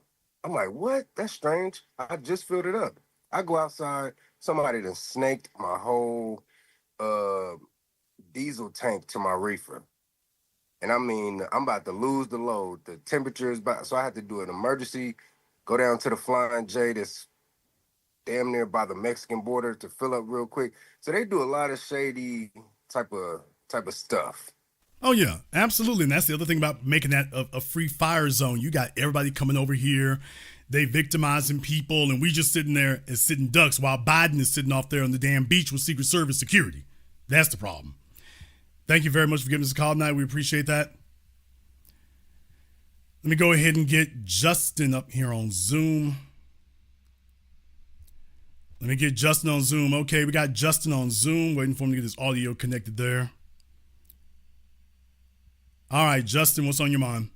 What's up, man? I just wanted to ask you a question. I've been watching you for a good little minute. I started back in September, right?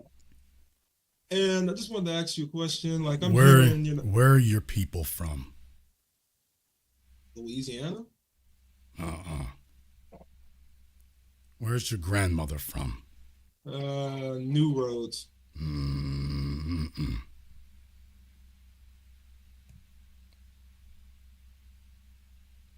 You want me to continue or? Yeah, you can go ahead and continue, but yeah, that ain't right.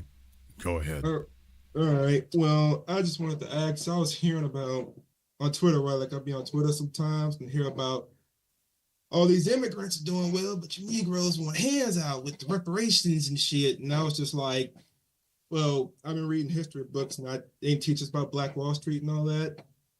And I was reading about it and I just was curious. Why didn't they always be saying that we want a handout, we're not trying hard enough, et cetera, et cetera? I'm curious. I'm going to answer your question. Before I do, and I'm going to answer your question, I'm curious why you would have to ask that. Because if being one of us, wouldn't you already know? Well, I do, but I just wanted to hear more of what you wanted to say. Okay. Well, I mean, nobody else has actually built themselves from the ground up. Everybody tells the same lie. And then when you ask them for details, it's always the same stories. So they talk about handouts and you can't find a single one of them who didn't do it with it. White people have white privilege, which is the ultimate handout. The illegal aliens have every program they can possibly have to make sure that they're okay, first starting with being allowed to break the law to come over here. There's the ultimate handout. You as a black person are not allowed to break the law in order to make money. You try breaking the law as a means to make money. You can't name a single illegal thing that you're allowed to do in commerce that the system and law enforcement will openly overlook. These other folks, that what they're doing can be openly overlooked. You don't have that. Now, that's just one example. That's just one. Actually, that was just two, actually. But yeah, everybody else gets handouts. We actually don't. If we did, we would get, why is it we don't have the same results everybody else does? Why is it we can't get the same thing everybody else does? Nobody is offering debit cards, EBT cards, setting you up in hotels. I got to pay for all mine. Nobody is offering that to your children. Black folk cannot get health care. If you do, you're taking your life in your hands. So, no, we don't get that. We don't get that at all.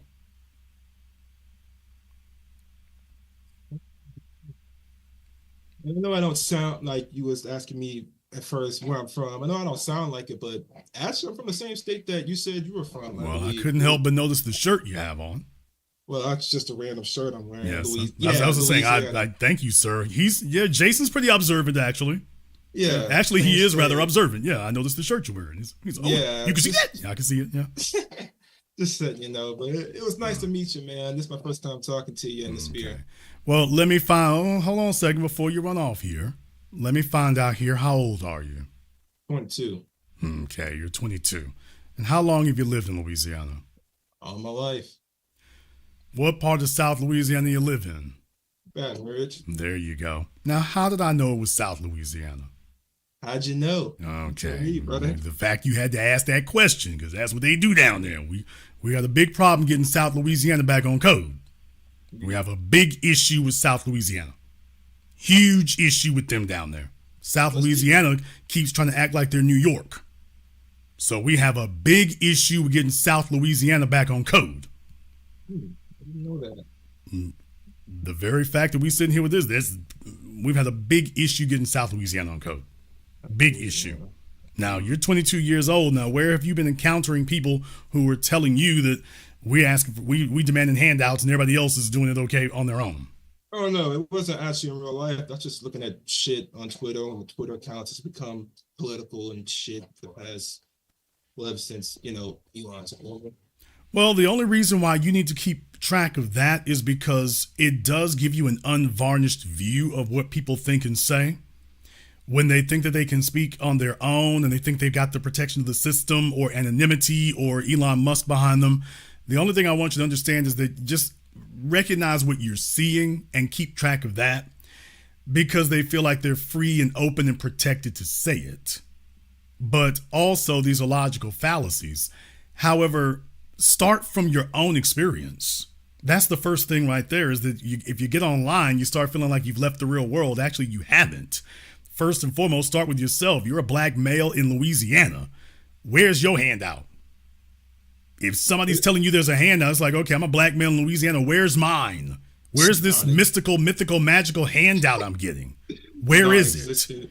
Non-freaking existent. So you have people telling you you're getting something you're not. You don't have to go through civil rights books and go look at the life of Dr. King and Malcolm X. Look at yourself right there where you are. The reason why I started off the way I did, because I'm like, brother, you are the proof.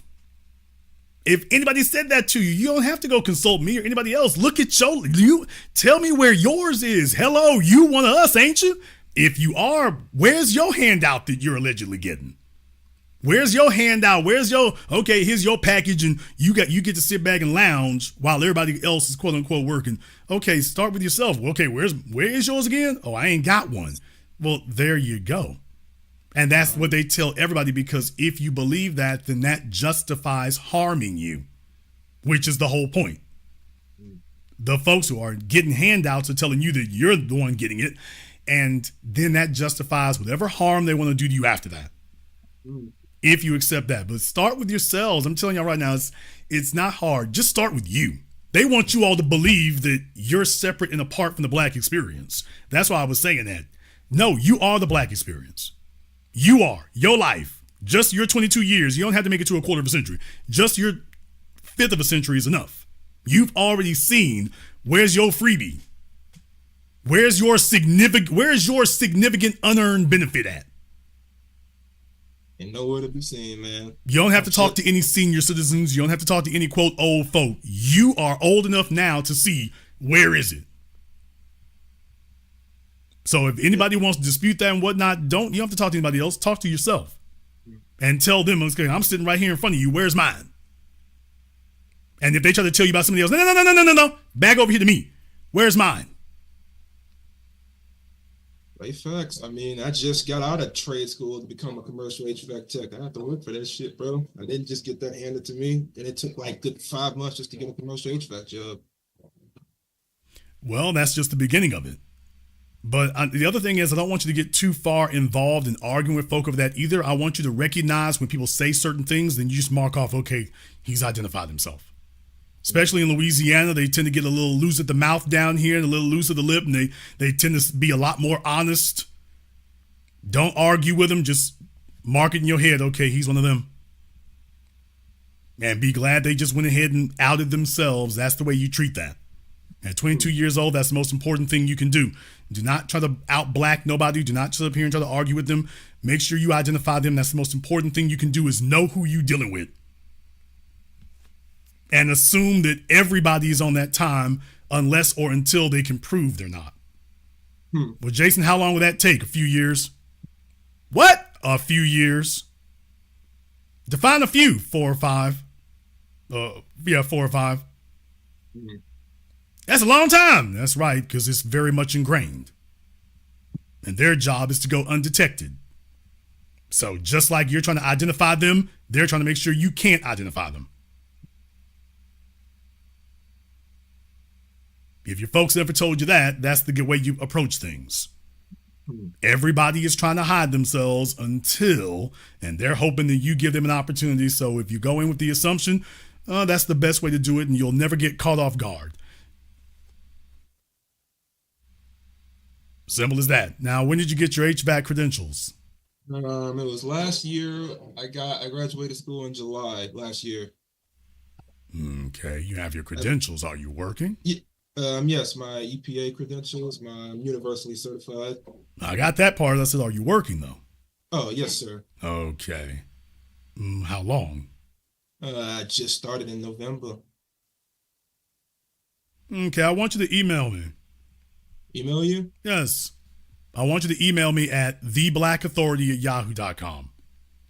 All right. I'd be interested to hear more. All right. Cool. Thank you very much for giving us a call. Let me go ahead and see if we can get iPhone, whoever that is here. We'll see if we can get iPhone up here. All right, we got, we'll figure out iPhone's name here. Whoever iPhone is. I'm waiting for iPhone Zimbabwe broadband to connect there. All right, why does iPhone look like a member from a New York early 2000s rap group? All right, iPhone, what is your name? Hey, my name is D, out of Los Angeles County. All right, D out of LA, what's on your mind? Yeah, I just wanted to let you know, when you showed the video of the brother, he was trying to slide through Highland Park, which is like, that's an East LA stronghold for the Hispanics. He was putting out his window FBA flag. See, that's the FBA flag. I think he went down there by the museum and from Tariq and got that flag, because they usually keep the FBA flags in the windshield. So they was having their Mexican flags, and he was holding out his FBA flag, the one that's that you hang in the windshield. That's what brother was doing. He was letting them know, I'm FBA. Yeah. If you look very closely on it, he's showing that's the FBA flag. Yeah. Okay. I'm not so sure about that, dude. I don't think so. What they do, see, Tariq sells them. He sells the ones that you can put on your mirror in your car, your rearview mirror, and you can hang them down. It's an FBA flag, the one that goes on the mirror in the car, inside the car. He took that off his mirror and was showing them, I'm FBA. This is an FBA flag. Okay,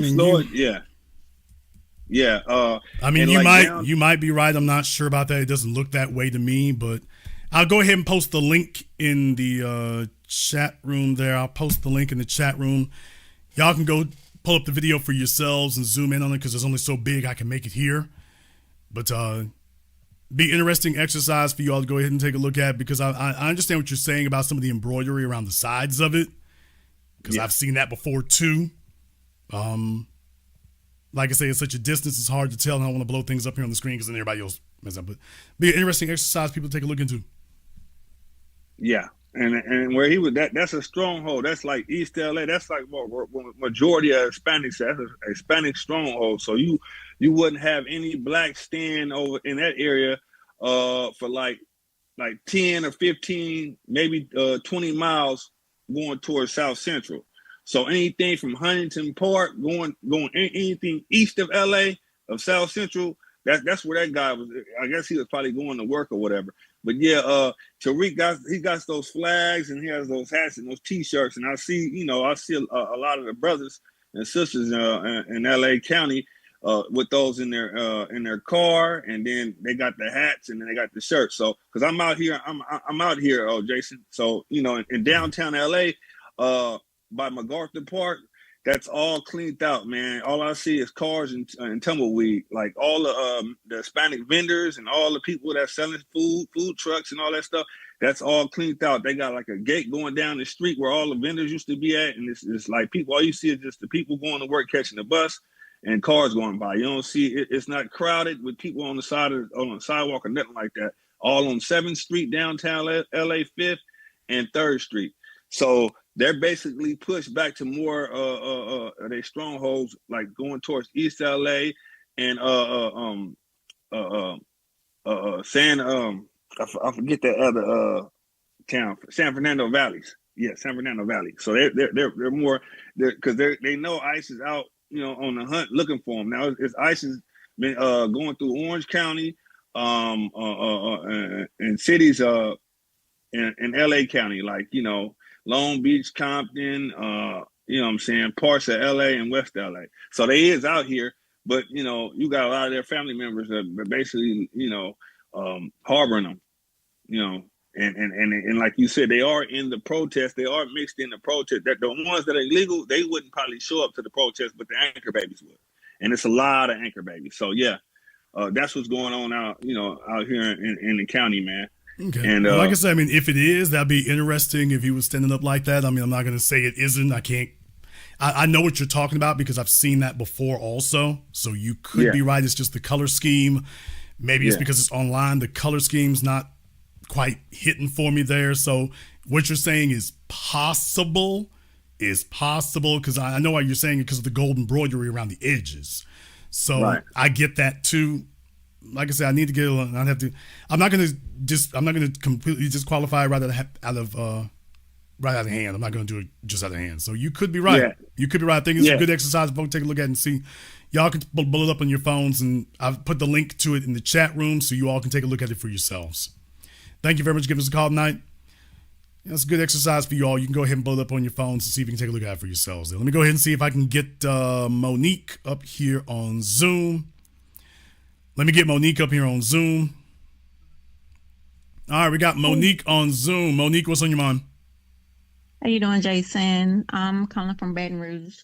I wanted to call up, one, because of the protests going on in Louisiana, but also the brother that called from New Roads.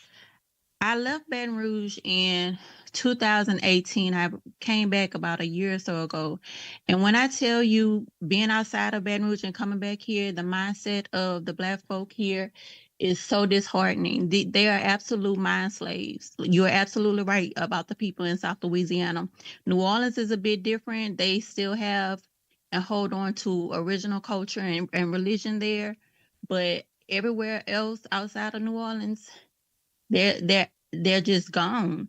There's a brother that recently ran for council here in Baton Rouge. He posted about an hour ago. There was a protest here today, and he said that he had the pleasure of going outside in solidarity with the protesters today. And I questioned him. There was a sign that someone had, and now you've been talking about the Mexican protesters? Yes.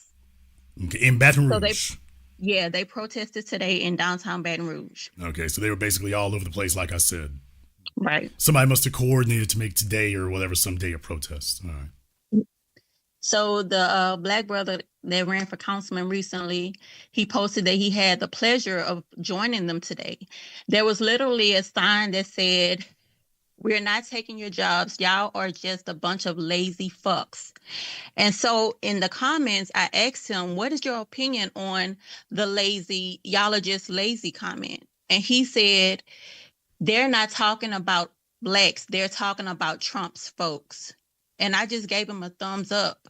It's just like you said. It enrages me, his response. He's also a member of the NAACP here. And I just couldn't even respond to him. I just said, you know what? Some people are just a lost cause. You can't tell these folks, y'all are too stupid. And to me, it's offensive sometimes, but I really think that Democrats and Christians have like a similar mindset. It's almost like a defect. Well, I mean, you're correct, but it's also because it's engineered. White supremacy is a religion and a system. Let me explain to you exactly what you ran into there. Because what a lot of you don't know is when you have guys like Gary Chambers, yeah, I'm talking about you. And deal with it, nigga. When you got folks like that, baby, they don't just pop up out of nowhere. They don't just pop up out of nowhere. You have the Democrat Party, which literally Kamala Harris raised $2 billion within a month or two. Okay, do you realize how quickly they can send $1 million to Louisiana? Exactly. $1 million, $2 million to South Louisiana, and this person over here get 50,000. This person over here get 25,000. This person over here get 40,000. And that's why you see some of the things you do. So when you name like the NAACP, baby, you can buy the NAACP for Louisiana for a catfish sandwich and $30,000. I mean, next thing you know, they'll say anything you want to. They'll back anything that you want to. Well, Jason, why is that? They ain't got jobs. They don't have professions. They don't do anything beyond that. That politics is their hustle that they use. And so they're waiting for the next check. So they say whatever them folks program them to do. The other side of it there is when you talk about places like Xavier. Yeah, I said it. When you talk about places like Xavier, there's a reason why places like Xavier and some of our state colleges and universities there, they know who to pick and who to handpick out of those places too. That's not accidental either. There's a reason why there's pictures of Simone Sanders with Bill Clinton when she was a teenager getting an award. They've been watching you for decades. Melissa Harris Perry, we've been watching you for decades. So the Democrat Party is way older than you or me, but they've been watching people and grooming people and engineering them for before you and I were born. So by the time you and I get here, you don't understand the folks that they're promoting and whatnot. They've been watching them for decades. And then they plop them in front of you and you don't realize, oh, he's been plugged in. He was chosen. So you're going to the NAACP and why are they backing all this weird, wacky stuff? Oh, because they're not yours. Their job is to look like you, like I said before, and hopefully infiltrate you enough to get you to go where they're going. That's the point. Yep. Well, it's sad to see. I had the conversation when I see that people are open to having it. Other than that, I can't because, I get passionate about it and it just takes too much energy. Well, let me explain one more thing there also. One of the issues you're going to have is because it's a state capital. State capitals are really international cities.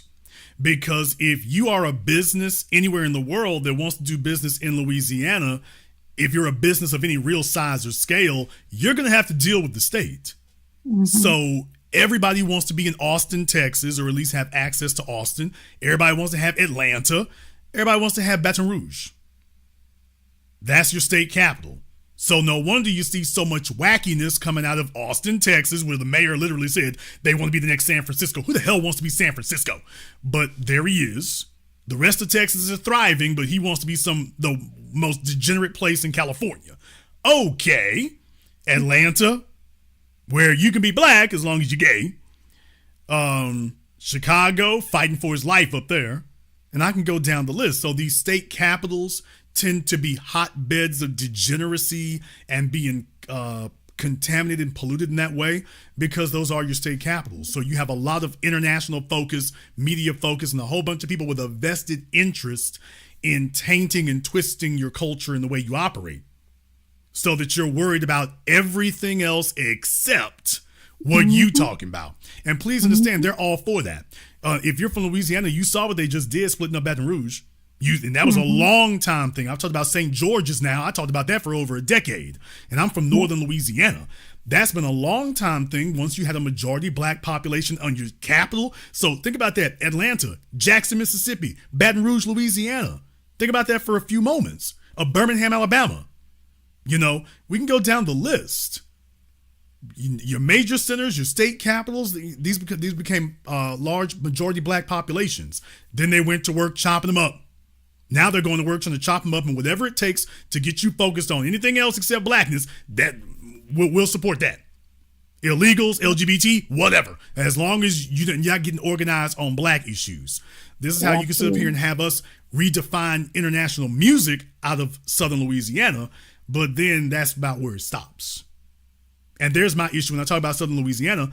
A lot of them, in a lot of ways, and I'm not begrudging that part of it, that a lot of them left and they went to places like California, shout out Master P, and they've been to places like New York, and they moved around and made good for themselves. That's great. That's fine. That's wonderful. So long as you don't bring that stuff back with you.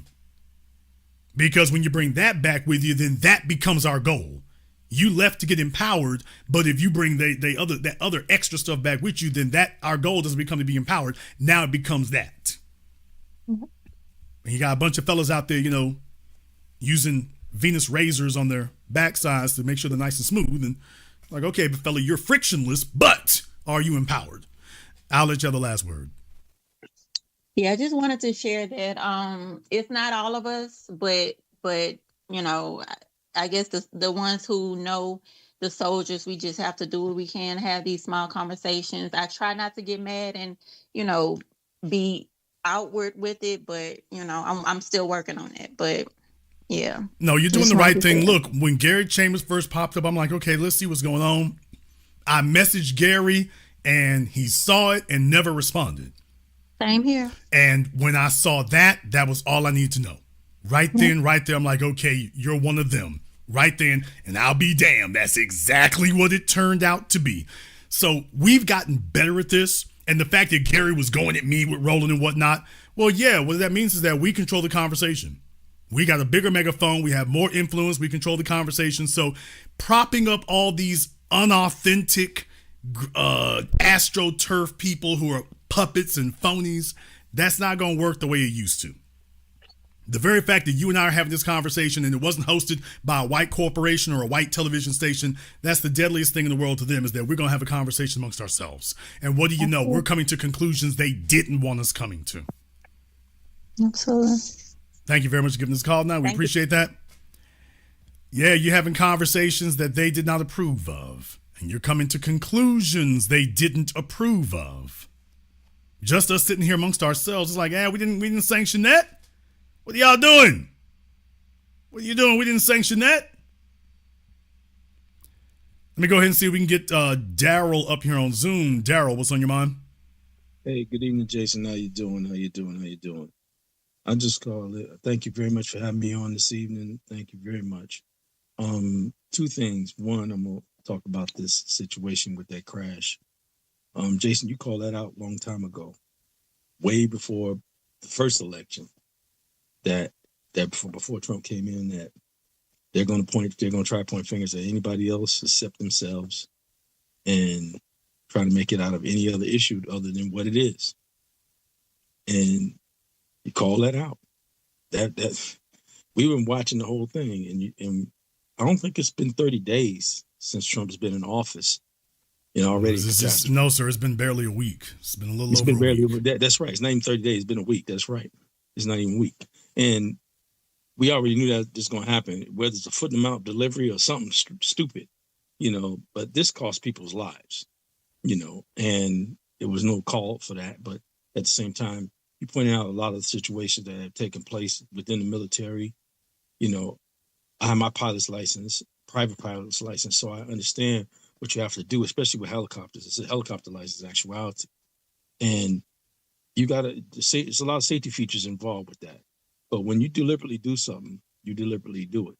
That helicopter does three things. It can stand up by itself, it can go left and right, and it can dive, and it dives rapidly too. So again. Well, here's my thing about it. There's details, there's data, there's something very specific that happened here. And the bottom line is you don't have any idea why this occurred yet. No, so this is not just premature to try to subscribe a reason for it. It's irresponsible. You don't know what happened.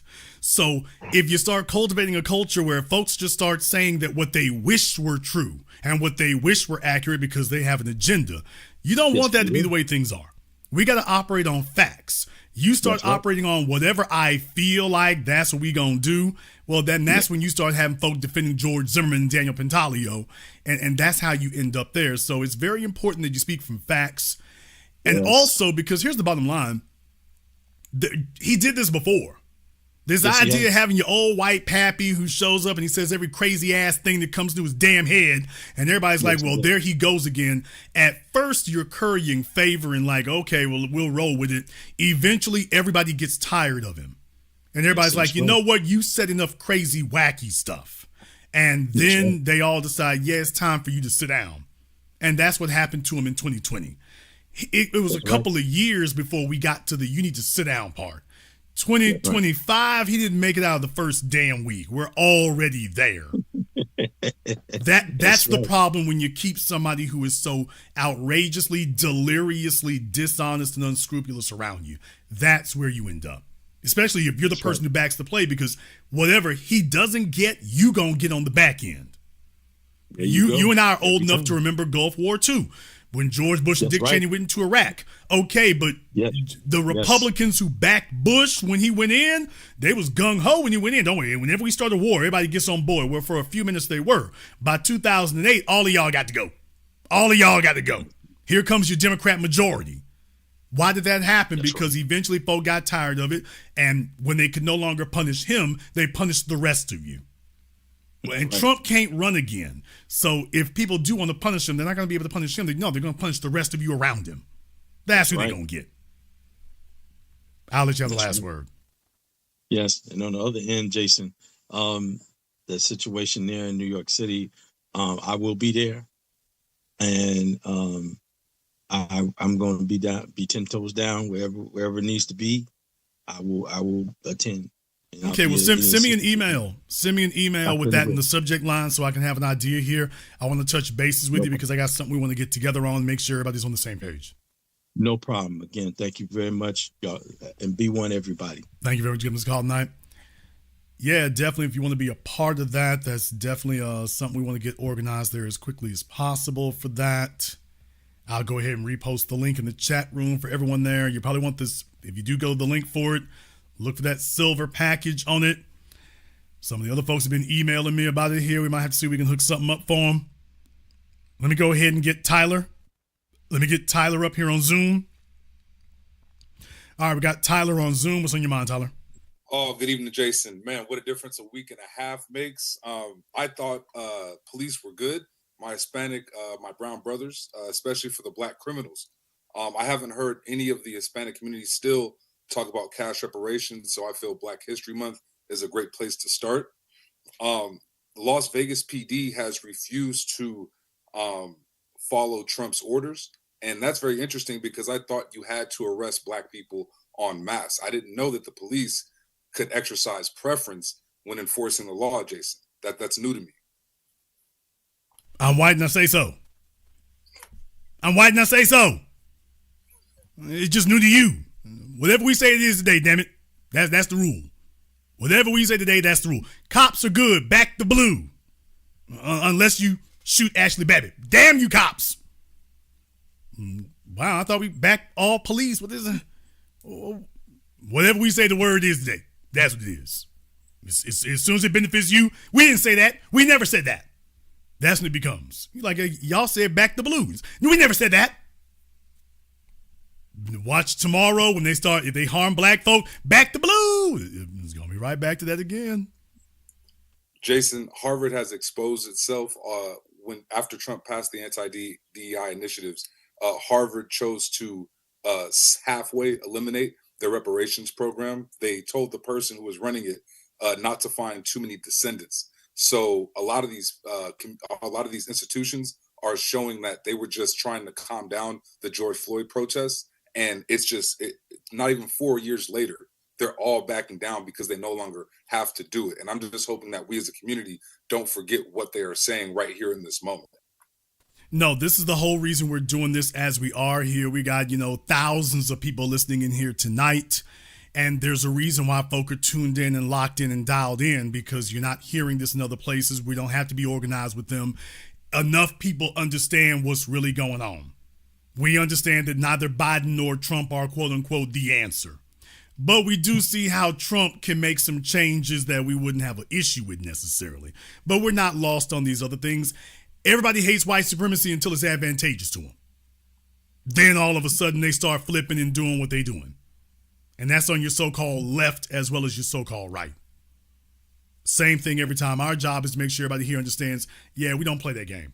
The 1 minute they'll seemingly be helping you and benefiting you, and they're not really doing that. It's smoke and mirrors. And the next thing you know, I'll be damned. When you look up, you realize that really everything they've done is undermine you. From your colleges and universities and corporations and academia, media, they're never on your side. There's a reason why Mark Zuckerberg and Donald Trump can be sitting up here shaking hands so big today. Damn it, they must have been on the same damn side the whole damn time. The whole job is to make you think that they ain't together. Malcolm X said that. Remember, he said the white liberal and the Democrats and Republicans, the Democrats' job make you think they with them, Republicans' job make you think they're against them. Why? Because neither one of them's with you. And take a look at your results. Tell me at any time under no administration, tell me whenever Mark Zuckerberg has not targeted us. Tell me when we haven't been shadow banned on YouTube. Tell me when that's ever been. Show me the president or the party that's been in power that we haven't been shadow banned. We haven't been targeted. We were really treated as black identity extremists under Obama. Trump just gave it a name. We've been targeted by them. Show me when they ever haven't done that. So me seeing them shaking hands, I'm like, okay, I'm so glad y'all stopped pretending. Yeah. It's really interesting right now, Jason, in California. There were two big stories. One is the California Attorney General filed charges against realtors for price gouging. I didn't know the government's job because I thought government was too big. Anytime it's starting to help black people, it gets too big. But when it comes to these residents in Palisades, the Attorney General is choosing not to punish black hate crimes, but instead to go after those who are price gouging some of the most wealthiest people in the community. And at least he gave him lip service to it. I mean, at least he's giving lip service. I don't know if they'll actually do anything because a lot of that's about just reassuring people that they hear them. So I'm not convinced that they're actually going to do anything because defining price gouging can be difficult. But, I mean, at least they're giving lip service. But then again, I mean, those folk there, do they care about the price of gas? You know, $10 a gallon gas. What does that do to Billy Crystal? Yeah. What does that do to Tom Cruise and Brad Pitt? $10 a gallon gas. You know, it's $10 a gallon to fill up my limo. Oh, the prices are too high. Look at how am I ever going to fill up my limousine? So, I'll let you have the last word. Absolutely, Jason. Last thing is, in 2017, SoCal Edison caused a fire, and they asked the state of California if they could raise rates in order to pay off the damages because they said it was too much. So essentially, they passed the burden on in the billions so that they don't have to cover it. So there's ways to transfer costs. There's ways to transfer value. There's ways to protect people from pricing. When the Attorney General wants to do something, they find the ability. When the state assembly chooses to do something, they find the way to do it. Las Vegas PD, when they want to do something, they'll protect citizens that they value. Jason, I appreciate what you do. Last thing I'll say is if it ain't about reparations, is it really rap? B1. B1, brother, thank you very much. Give us a call now. We appreciate that. Let me go ahead and get the church up here. All right, Church of Black Power, what's on your mind? How you doing, Jason? How's your night going? I wanted to just say the audacity of these people to, one, be waving a Mexican flag on American soil and then beg us to come out there and help them get their ability to stay in the country, which makes absolutely no sense to me. So I put this in the chat. There was a situation in California where two Mexican gang leaders actually was trying to commit a mass extermination of the Black citizens there in Cal City. We consistently see this. We see the situation with Nuri Martinez. We see situations where Black neighborhoods just magically become Latino neighborhoods, Mexican neighborhoods, and things like that. So I don't know what in her mind or whatever the situation is, I don't know why in the world she would think that we owe, she's owed to our assistance. It doesn't make sense to me. And then I wanted to ask, because I know that Trump literally just took away a couple of Chinese citizens, took their naturalized citizenship away from them because he said that they were spies or whatnot. And the president does have the power to do that. So I'm wondering if it's going to get to a point, and I want you to touch on this, if you will.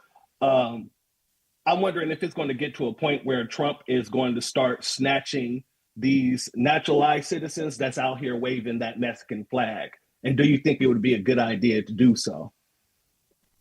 That would be an extremely heavy lift to be able to do something like that if they have been legally naturalized. And by the way, next weekend, I'm probably going to do a program about the 14th Amendment, because there's a lot of misnomers and misinformation and miseducation about the 14th Amendment. The problem with the internet is it's great if you know a reliable source of information for something, but otherwise it's a bunch of jackasses talking out of their ears, making things up, saying what they wish were true, and not actually based on any empirical fact, history, hell, even logic or reason. They just say what they wish were true. The 14th Amendment was made specifically for us. Everyone who knows their history knows that. There's a reason why you had to have in succession 1865, 68, and on 13th, 14th, 15th Amendment. There's a reason why you had to have those legislation go through like that. There's a reason for that. And the reason for that is because when you pass 13, it didn't stop people from trying to get around it and circumvent it. They were coming up with other ways of enslaving us, other ways of violating our rights. So then you have to go back and it's like, okay, let me go ahead and change this so it makes it clear, born, or like I said, I don't want to get into a big discussion about that tonight because I will love it if somebody tries to dispute me on these things. That's the thing I really want. So if I say too much right now, they'll be like, damn, I want dumb folk to repeat the same dumb arguments they've been making so that when I go ahead and do the slam dunk on them, everything fits up like it should be. So let me not say too much right now. But that's the way I do it. If you cannot bring intelligence, you're gonna bring content. That's what you're gonna do. If you cannot bring intelligence, you will bring content to my program. That's damn right. So, but I'm gonna wait. I'm probably gonna do that next week to explain that to people in detail about why that is. But as far as people who are legally naturalized, these folk who are trying to basically, you have a bunch of Mexicans, Chinese, and other folk up here right now trying to invoke squatters' rights. Is what they're basically trying to do. They're trying to do some civics version of squatters' rights. And that's not what the 14th Amendment is for. We were not squatters. We were not squatters. And by the way, there's a reason why it's worded the way it is. Let me stop talking. I'm saying too much, but I'm about to jump the gun. I don't want to jump the gun, but there's a reason why I said that way. We're not squatters. And these other folk are trying to piggyback off of our legitimate progress so they can have a damn take and a steal. And that's the thing that needs to be shut down. But as far as the naturalized ones legally, that's going to be a bridge too far. The real thing is the ones who tried to invoke squatters' rights. Now, here's the thing. I'm going to say this tonight. You all have heard this nowhere else. You haven't heard it from anybody else. You'll hear it from them after tonight, but you didn't hear it before tonight, and don't even try to lie and say you did. You got legislation being passed at the state level. What? Now, that's the one for you all to watch for. There's legislation being passed at the state level. Tennessee, for example. You all don't believe me, you can go look this one up. Tennessee, Ron DeSantis is trying to do it in Florida. And there's a number of other states that are, now that Trump is in office, they're trying to pass their own legislation at the state level about what you can do with illegals and who is defined as an illegal. Now, up until now, you didn't have a welcoming environment for the state level to do this. Now they're saying, by the way, we want to do this at the state level. Now, Tennessee is important. Jason, why? Because for those of you who do not realize, Tennessee is important because of simply one company, FedEx. FedEx's hub is in Memphis, Tennessee. Why? Because Memphis, Tennessee is population median in America. There's technically an equal number of people to the east or the west of Tennessee. It's not the geographic median, it's the population median, though. equal number of American citizens to the left or the right, or to the east or the west. Well, that's why their hub is there. Do you realize how much commerce goes through Tennessee? Do you all realize how much is happening there? So when you make laws like that in Tennessee, that spreads to other places very quickly, especially once it gets passed. And that's the real thing to watch out for. That's the aftershock of the Trump election that will long outlast him. That the federal government sets the precedent that the states can now act on immigration on their own. That is no longer left up to the states, to the feds. They can act on it on their own. Now, with the Lake and Riley Act, that's dealing with illegals, but there's another one by that Moreno guy who got elected, I think, senator in, he's taking J.D. Vance's seat in, he's going to be a senior senator in Ohio, that guy Moreno. They want to put through legislation that would prevent a future president from being able to ignore the law the way Joe Biden did. And that's the next thing they want to put through. And hopefully it passes. But if you really want to know the 411, look at the state level. Now, you're not going to get California and New York to go along with that. Then again, you won't have to. But the real status quo shakeup is going to be at the state level now.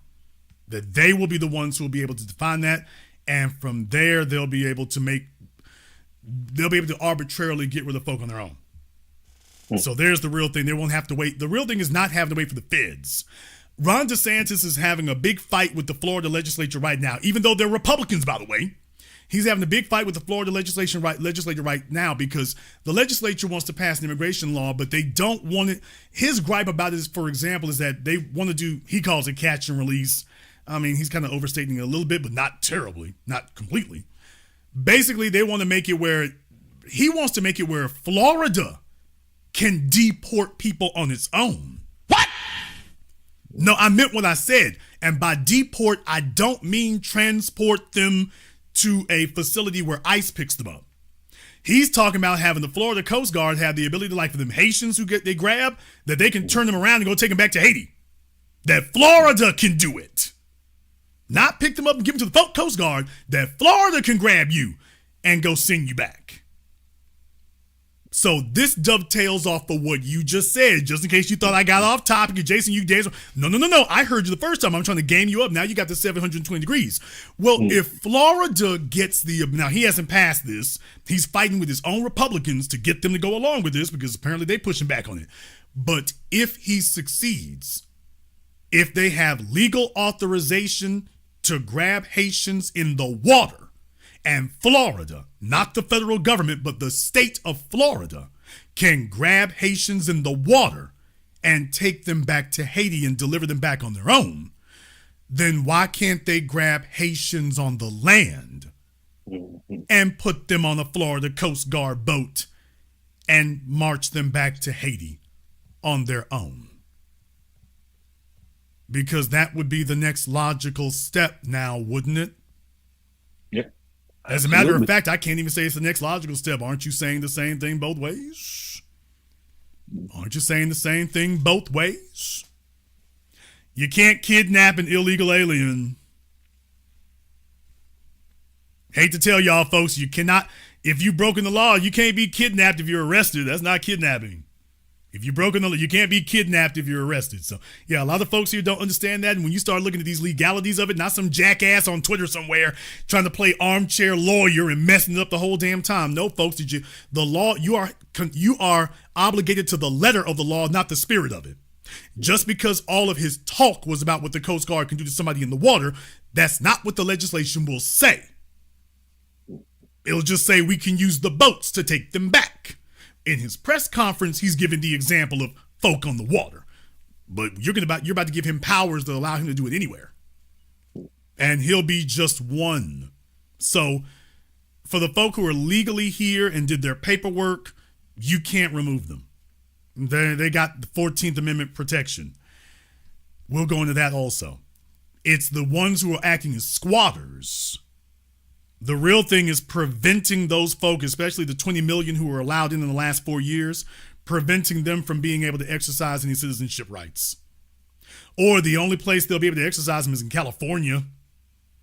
And that's a badass thing, but beyond that, it's like, okay, we all see how that's turning out there. So think of it in those terms. That's really what you'd be up against. Think of it in those terms. So for the ones doing squatters' rights, they'll be sitting ducks. Well, Jason, I appreciate that. Another wonderful broadcast, man. And I just want to say this real quick. I don't know if you saw this video of one of the Mexican women coming out asking Black Americans if they can use "We Shall Overcome." My answer to that is hell no. Not no, but hell damn me no. Hell no. Y'all better sing La Bamba and get the hell on. That's it. But thanks, Jason. You have a beautiful night. Thank you very much for giving us a call tonight. Hell no, no. We built that. No. This is what I meant, folks, here when I told people you have to safeguard your culture. You got to safeguard that. Let me tell y'all right now. See, here's the issue we gonna run up against. A lot of folks not gonna like this when I say this. Here's the issue we gonna run up against. It's gonna be a whole bunch of old young niggas. Boy, they about to be tempted. Oh man,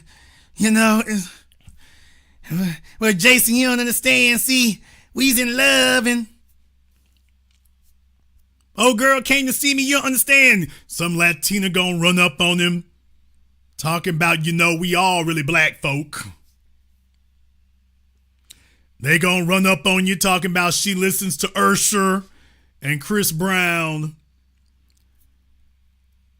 They gonna send some Latinas to run up on these dudes in LA and New York and Dallas. All of a sudden, he's gonna get some interracial sexual access. And then he gonna come back to the rest of us. Talking about she listens to Playboy Cardi. And all right. So that's what that's gonna be. They're going to find that there's going to be more fellas out there thinking that they are the biggest players in the world, y'all. It's going to be more fellas out there thinking that they big time players because all of a sudden some Latinas slipped in their DMs. There's going to be a bunch of fellas out here thinking they Travis Hunter and they big time pimping because some Latinas jump. I knew I was fly like that. That's the problem. These black females don't know a good thing when they see one. It's okay. So I want to warn y'all in advance.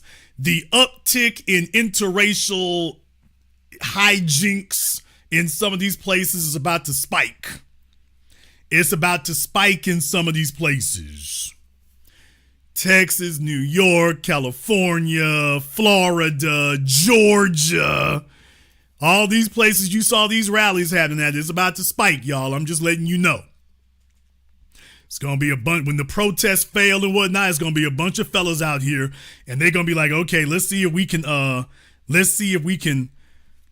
get you to give us access, because that's how that'll go. We'll be up here talking about, no, you can't sing the national black anthem. No, you can't say no justice, no peace. And there'll be some buck-toothed Kodak Black looking niggas. Don't listen to them, Maria. You do that there. You black folk just like us. You black folk just like us. So we gonna have to regulate on them right there. We gonna have to regulate on him. When he shows up with that bull jive, we gonna have to regulate on him. Because he's very dense and very stupid and very gullible. Yeah, the domestic passport bro. That's probably, I'm so glad you're here right there. These hoes done. They don't understand that right there. I got over here with Guadalupe. She cool, man. That's probably right there. She cool. Rest of y'all just don't get. It's going to be that. So I'm just giving you a heads up to recognize where it's going to come from. You're going to see, they're going to try to get some folks from our side to co-opt and give away what we got. We can say that there'll be one black face in the mix. There'll be 5,000 Mexicans and one black face in the mix. He going to be the person, they going to claim he gave them the person, the permission. He gave us permission to sing the national black anthem. Like he ain't got that kind of authority. He can't do that. I'm just letting y'all know you're gonna start seeing it, but they're gonna find one black person to stick in the middle. I gave him permission here. Let's take this nigga off to the side. Yeah, we're gonna have to take him off to the side right quick. So I'm just letting you know what to look out for. Letting you know what to look out for. Heads up. Don't ask if it's coming. Oh, I promise you it will be. Look for some of your rappers. Once the glow of Trump wears off some, look for some of your rappers. They're going to get one of them going to finally get some Latina response, and all of a sudden he going to be singing in Spanish and, Fat Joe ain't so bad. It's going to be that. It's going to be that. So they're going to try to get him. Don't worry, I give him a pass. She can sing that there. The national black anthem is for all peoples. We was marching for everybody's. There's going to be some fellow who can't even spell Dr. King. And he going to be telling you that he's giving everybody else permission. So we're going to have to make sure we regulate on that right there. We're going to have to regulate on that right there. Any rappers, athletes, anybody else, every one of them must be discredited and dismissed. Every single one. When they jump up and start doing it, and they will, make sure you jump on that. Make sure you jump on that. But no justice, no peace, that is us. That belongs to us. That is specifically for us. This is our experience. This is specifically for us.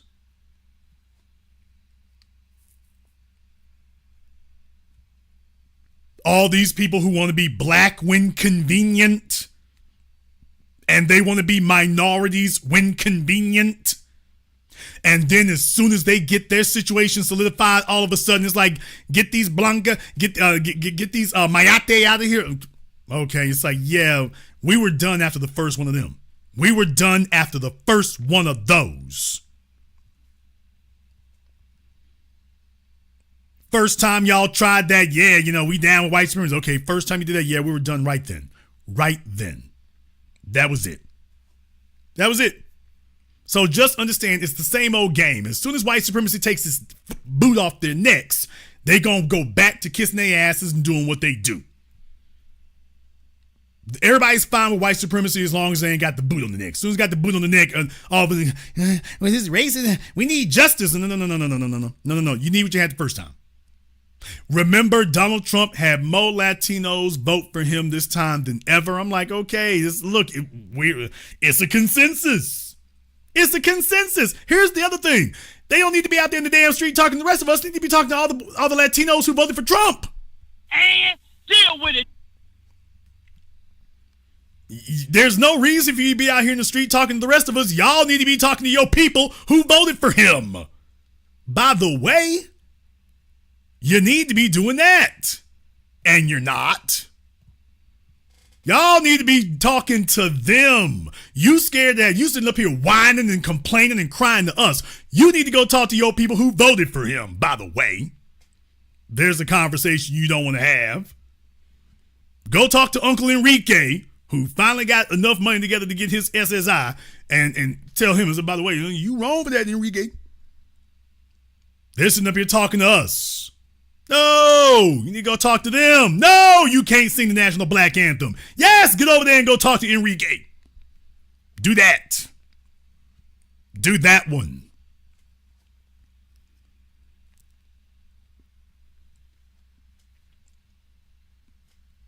Just understand, you're going to have to cut the check because the bill always comes due. It always comes due.